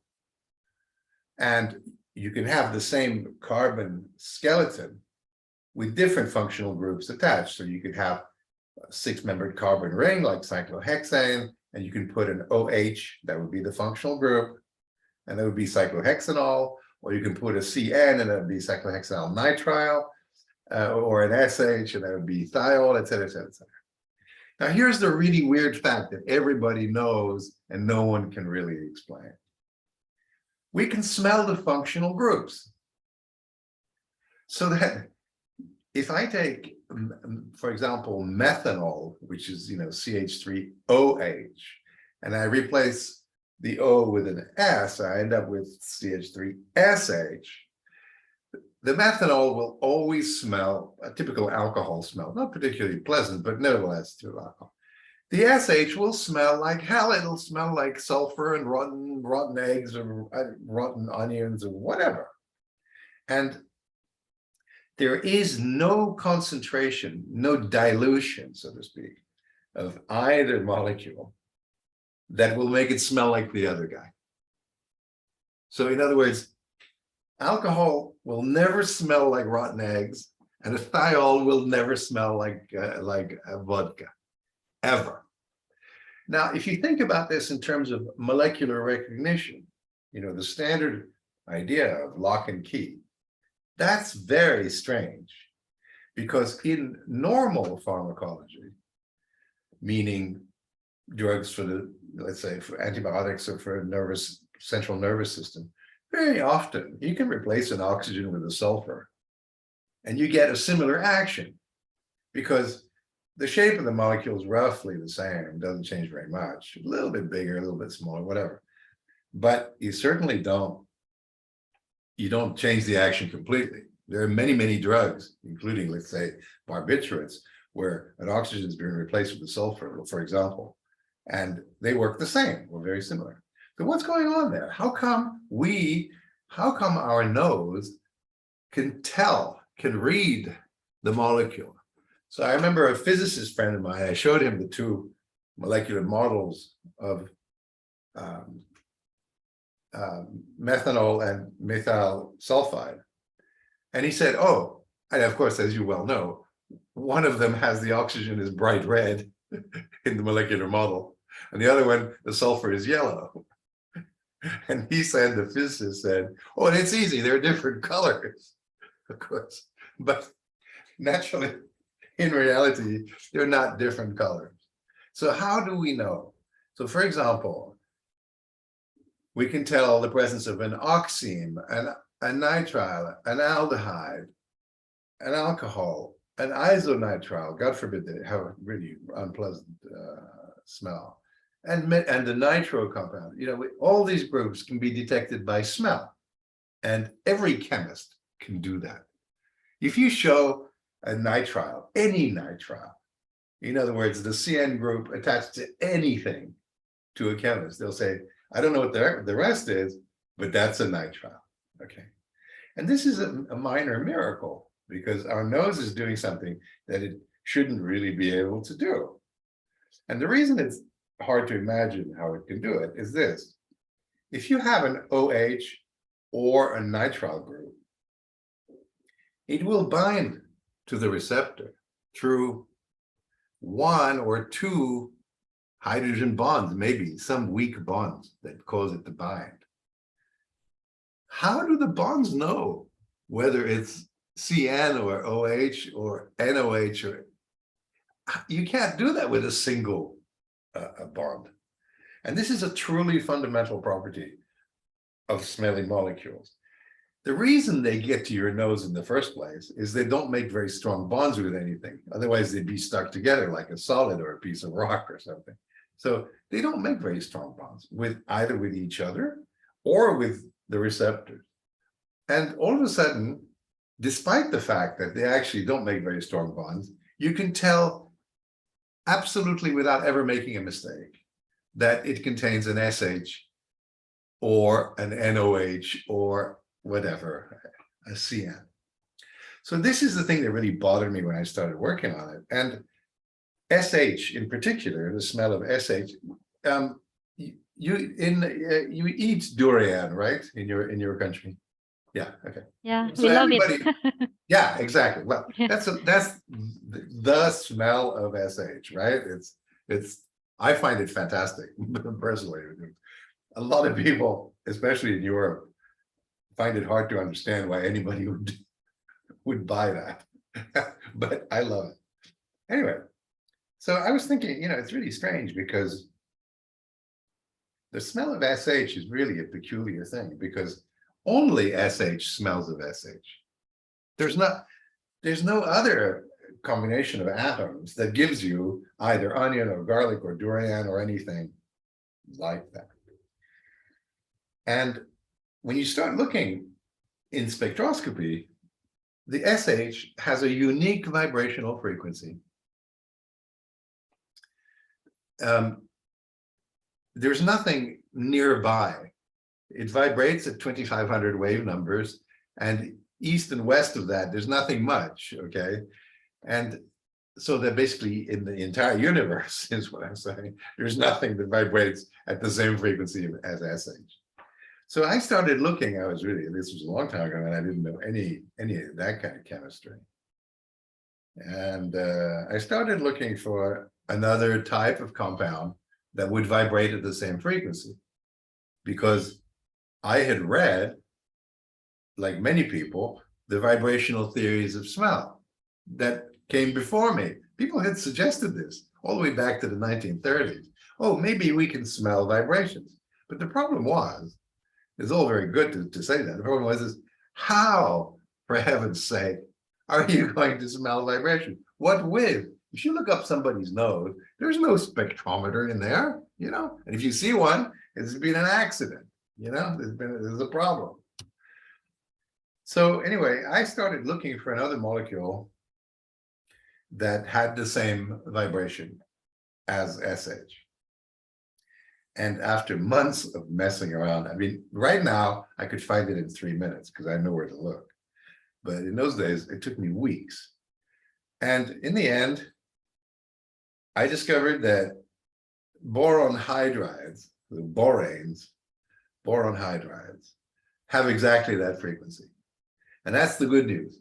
The bad news is they're highly explosive, extremely toxic, and totally a bad idea.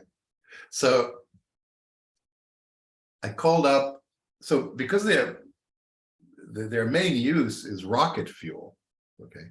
Many rockets actually fly off on the fumes of boron hydrides. I called up a rocket fuel company in the US, and I asked to talk to their chief chemist, who was very polite. And I said, could I have a sample of a boron hydride?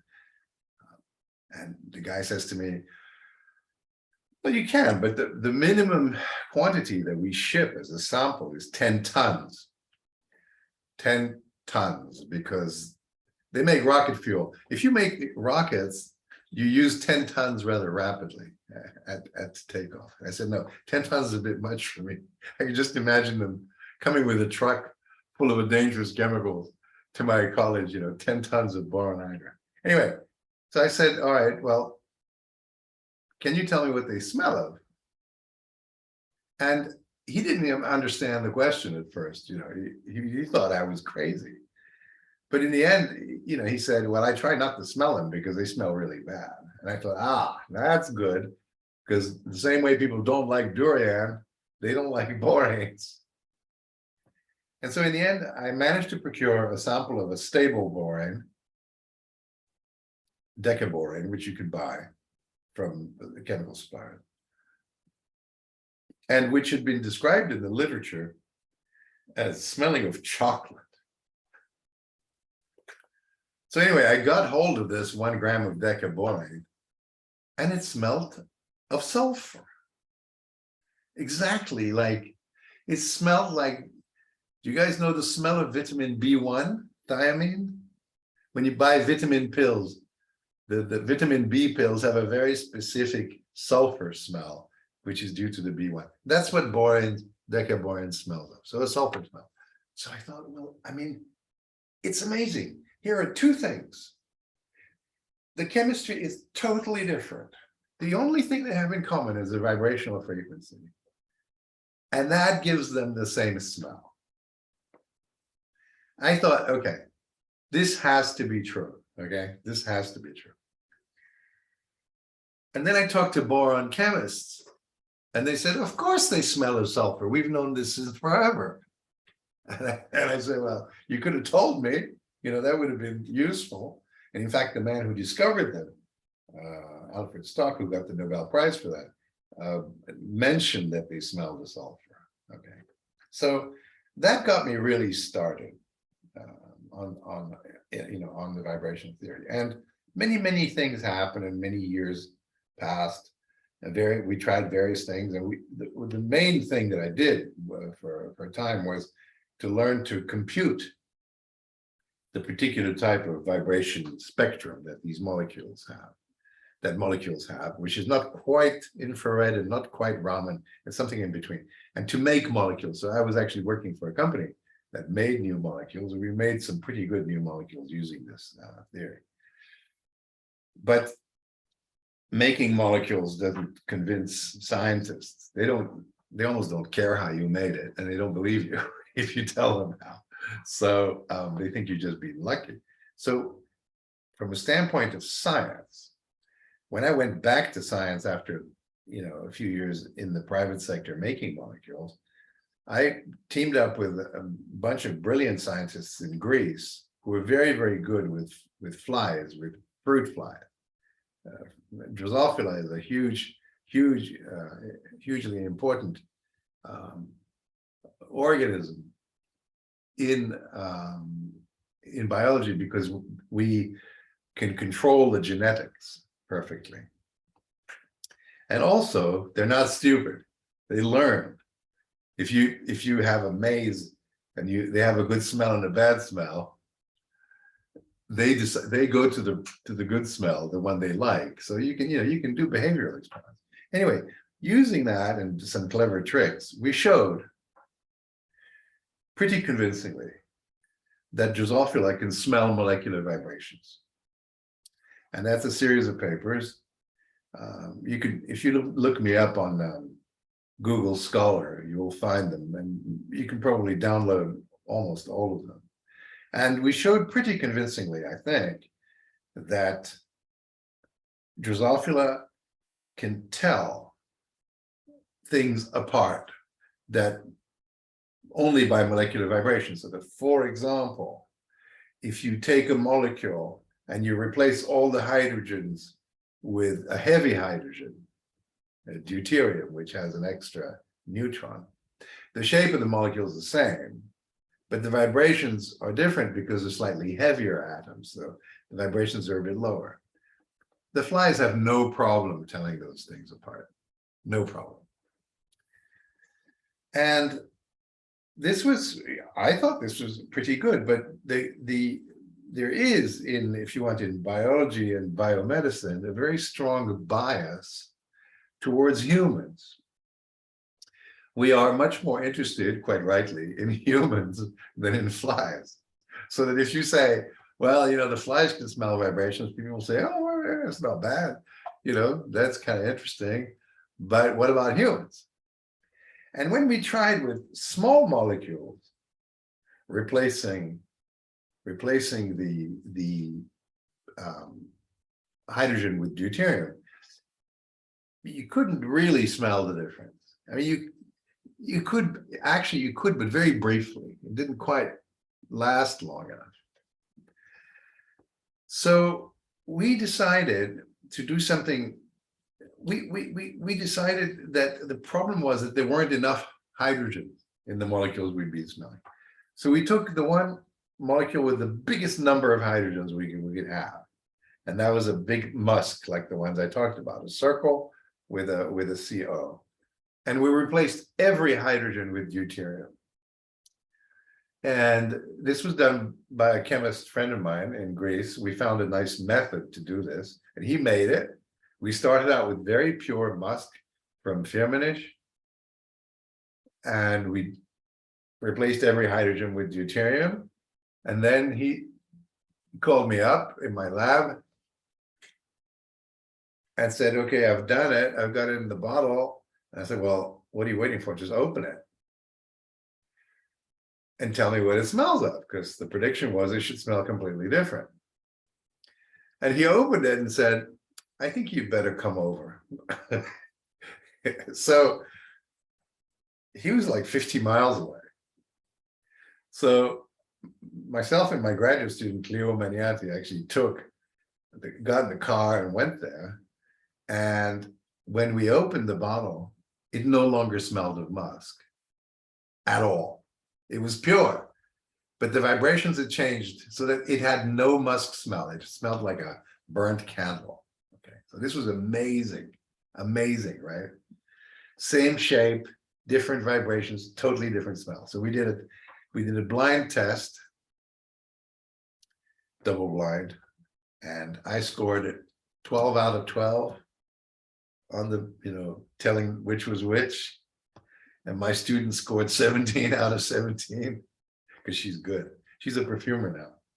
And we published it, and it was pretty convincing, I thought, pretty convincing demonstration that vibration.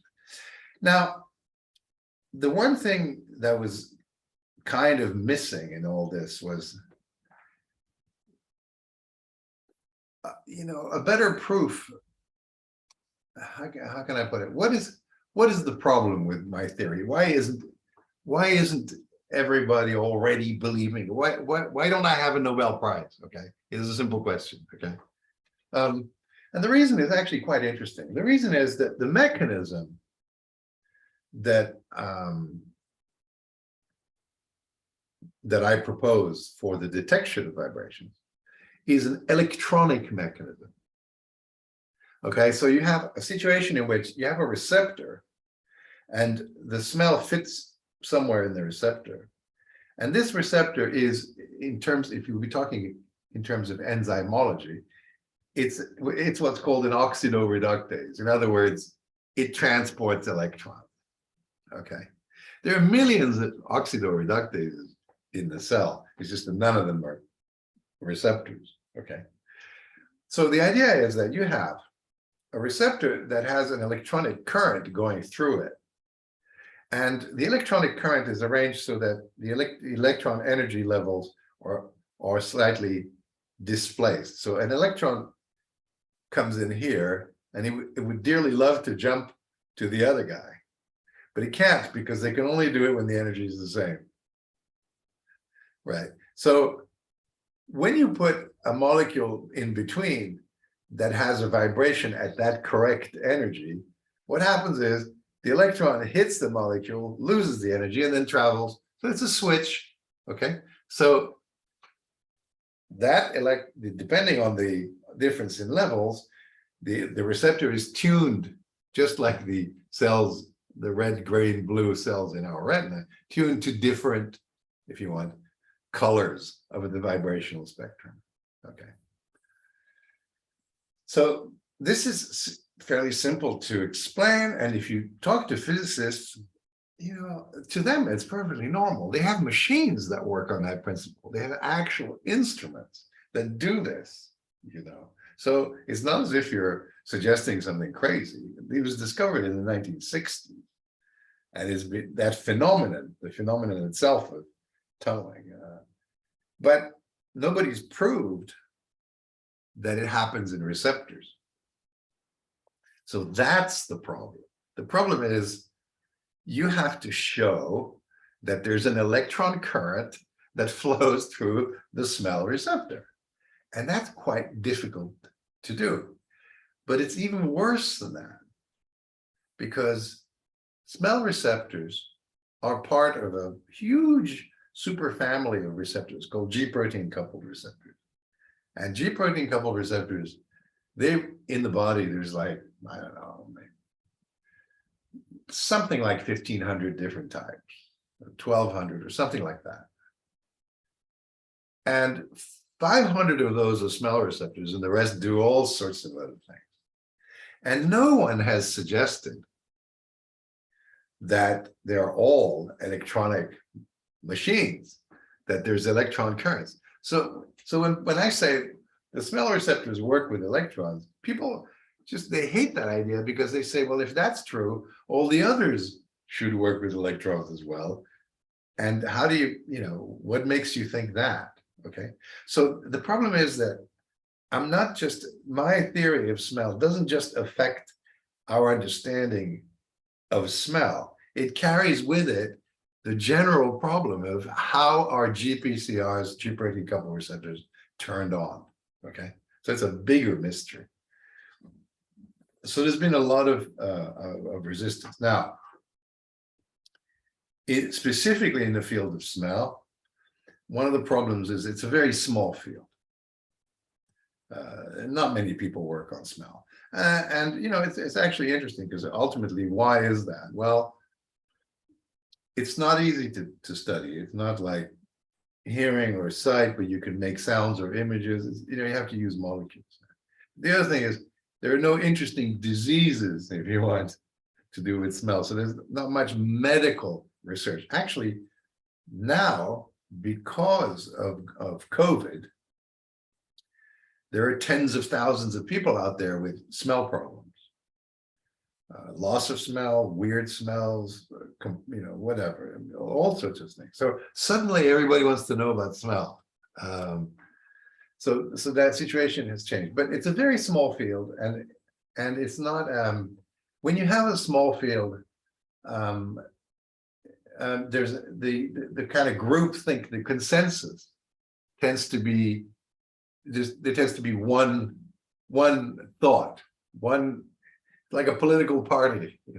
It's everybody's of the same opinion. When the field gets bigger, there's more different groups that appear, and they disagree with each other, and so there's room for debate. The field of smell is very small, and they've always been, for the most part, totally against the idea of molecular vibrations. They freely admit, and when I started in this field, everyone said, it is the shape of the molecule that determines its odor, okay? Everyone. Now they say, there are two theories, okay? So some sort of progress has been made, okay? At least people accept that the shape answer is not the complete answer. But really what's required is a direct demonstration of the fact that electrons are involved in the detection of a molecule inside a receptor. Okay. Now, I'm not exactly sure how to do this yet, but I'm working on it, because if you can do that with whatever GPCR, it doesn't matter which receptor, if you do that with one GPCR, then the job is done. Essentially, at that point, it becomes easy to, at that point, all the explanations fall out easily from it. But that's the crucial experiment, and that's what's missing, okay? So there are various, so I think that's what I mean is I haven't really been working on smell per se for a couple of years or a few years, because I've been working on trying to fix the general problem. Instead of convincing the smell people, I want to hit the bigger problem and address the question of, are electrons actually important in all G protein coupled receptors? So that's where we are now.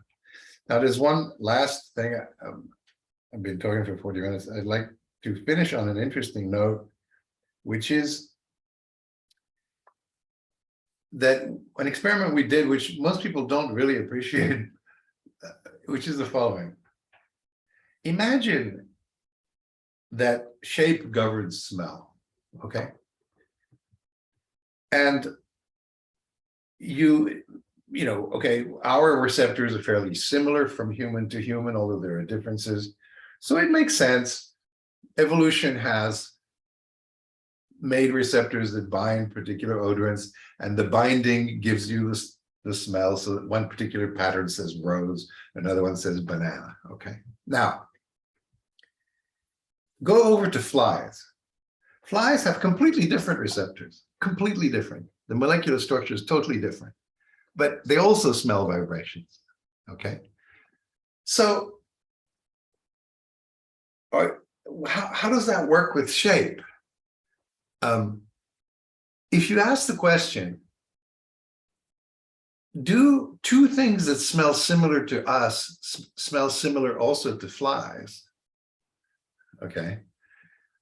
If it's shape, it can't be. They can't smell similar because if you think of it as a lock and key, the keys may be the same, but the locks have all been changed. So there's no reason why two things that smell similar to us should smell similar to flies, because the structures of the receptors are totally different. Well, we've done some experiments, and it turns out that what smells similar to us smells similar to flies. And so that tells you it must be vibrations, because if you're measuring vibrations, then of course the vibrations are the same. The shape of the spectroscope doesn't matter. You know, it's a different problem. So anyway, that's the last thing that we've done. I must say, I'm very surprised by the lack of actual interest in smell on the part of smell researchers. For the most part, most of them, people who work on olfaction, they don't even smell the things that they use. It's almost, I think, I don't know how to describe it, but it's almost like when I give a talk and I give smelling strips to the audience, you know, they look embarrassed. Okay. Now, you guys are in the cosmetics world. You're used to this. You smell things. It's part of your job, right? But because science is has for so long been a male-oriented, you know, male-dominated field, and real men don't smell things, okay? You get a kind of a reaction, and you know, basically people are saying, you're asking me to do a girly thing, okay? You know, and this is, of course, utterly stupid, but it's a fact. And I think my theory is that part of the problem with our understanding of smell has been that many men consider it, apart from perfumers who are professionals, many men, scientists, consider it ridiculous to even ask what a thing smells of. Okay. And so my conclusion today would be this: we need more women in smell science. Thank you very much for your attention. I think I'll stop. Okay, thank you, Professor Luca Turin. So, do you mind to have a student in doctoral program as your student there? We have a Miss Tikarahayu Putri. Well, okay. So let me say this. I have a graduate student. Mm-hmm. I have. She comes from Turkey, actually. Okay. And she's only my second ever graduate student. Okay. The second ever. Yes, I had one in '86, and I have one now. So I very rarely take graduate students, simply because the stuff I do is so risky, so so out of the way, that I feel very responsible for them, and so I'm very careful not to, because if you're going to do a PhD, the thing has to work. At the end of the 3 years, you have to produce something that weighs 1.5 kilos and looks like a thesis, you know. So I'm always reluctant, but I'm, you know, things may change, you know. Right now we're working on the GPCR problem. If that really works, there will be room for more. So yes, I would take graduate students, but maybe not right now. Okay, Professor, we have 2 questions. Is that okay? Go ahead. Yeah, sure. Okay. The first question is, when someone uses perfume, they feel some relaxation in their mind or in their body. What is the correlation between smelling the fragrance or smelling the skin to relax in your body? And the second one is that all the perfume, you said that some of them have a toxic, But if someone have a, I say allergic to the fragrance, is it any correlation with their reception of the smell? So the first question was, repeat the first question for me. Was it the reaction? Is that it? We're talking emotional reaction, Yeah. right? Why we smell something and feel relaxed? Oh, relaxed. Mm-hmm. I'm the wrong person to ask because I never feel relaxed. But no, I'm joking.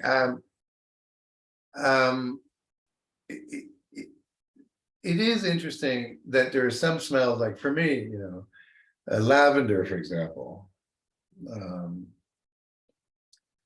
seems to have a generally sort of calming effect.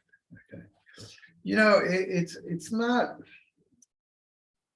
It's a very good question, and I would turn it the other way around. I would say, is there a difference between smelling lavender and putting it on your skin? Because when you put things on skin, they get into your bloodstream. And, if the huge difference really between the pharmacology of eating something and the pharmacology of putting it on skin is, on the skin, it goes straight into your bloodstream. It's almost like an intravenous. So I would not be surprised if linalool, let's say, the main component of lavender smell, or linalool acetate, actually had a slightly sedative effect. Okay, so it's not necessarily via the sensation. It may be a direct thing. Now, for example, it's known that linalool has effects on hormones, so that it's an estrogen type molecule. If you use linalool on your skin a lot, it acts a little bit like estrogen. Okay, so there may be something going on there which has had nothing to do with the smell. Now, to the second question, allergies have nothing to do with the nose. They are an immune response. I mean, if you're allergic to a molecule, you will be allergic whether you hold your nose or not. Okay, so you could, if you put, I mean, I know, for example, that my wife has not strong allergies, not an allergy is something quite specific. It means that you put a small amount of the stuff and you get a generalized reaction. Okay, so she has an intolerance, local reactions to things. That's totally regardless of whether she smells it or not. Thank you so much, Professor, for your answer. And then all of us really grateful for your time giving for us to give us some insightful presentation. Okay. Thank you. Some of the students asked, do you have any note or some slide to them to read again regarding? So I will send you the link. So I have, there are a couple things they can look at. There's when you in the first slide you showed, you said a code in the nose, right? A code in the nose is actually a 52-minute TV program, which I've just put on Vimeo. So I'll send you the link to that, and I will also send you the link to a series of 20-minute lectures on smell that is also on Vimeo, that basically tells you the whole story. Okay, so you can give both those to your students, and it will tell them more than they want to know about smell. Okay, marvelous. Thank you, Professor, for your sharing. And thank you. It's been a pleasure. Okay. And I hope to meet you. I hope to meet you one day in Jakarta. Okay. Oh, we are near Jakarta. We are in the Sumatra Island. Do you know Sumatra Island? No, I've never been to that part of the world. Have you been to Bali? No, I haven't been to Bali. There's many places that are on my list. Okay. And I must say, I'm not sure. I mean, Bali is, of course, very special, but I'm actually really interested in the general region. Oh, okay. Because I like good food, and I've had food from your part of the world. It was pretty impressive. So I would like to come back and sample it seriously. And also your natural materials. I mean, I know that you guys make a lot of really important and very good natural materials. Yes. In perfumery, like patchouli and stuff like that. Patchouli, yeah. Right. So I'm gonna come and have a little visit to your. Okay, we welcome you. Can you eat Thank you. spicy food? Yeah. Yeah. Spicy Okay. would- So great. Okay. Thank Very you. fun.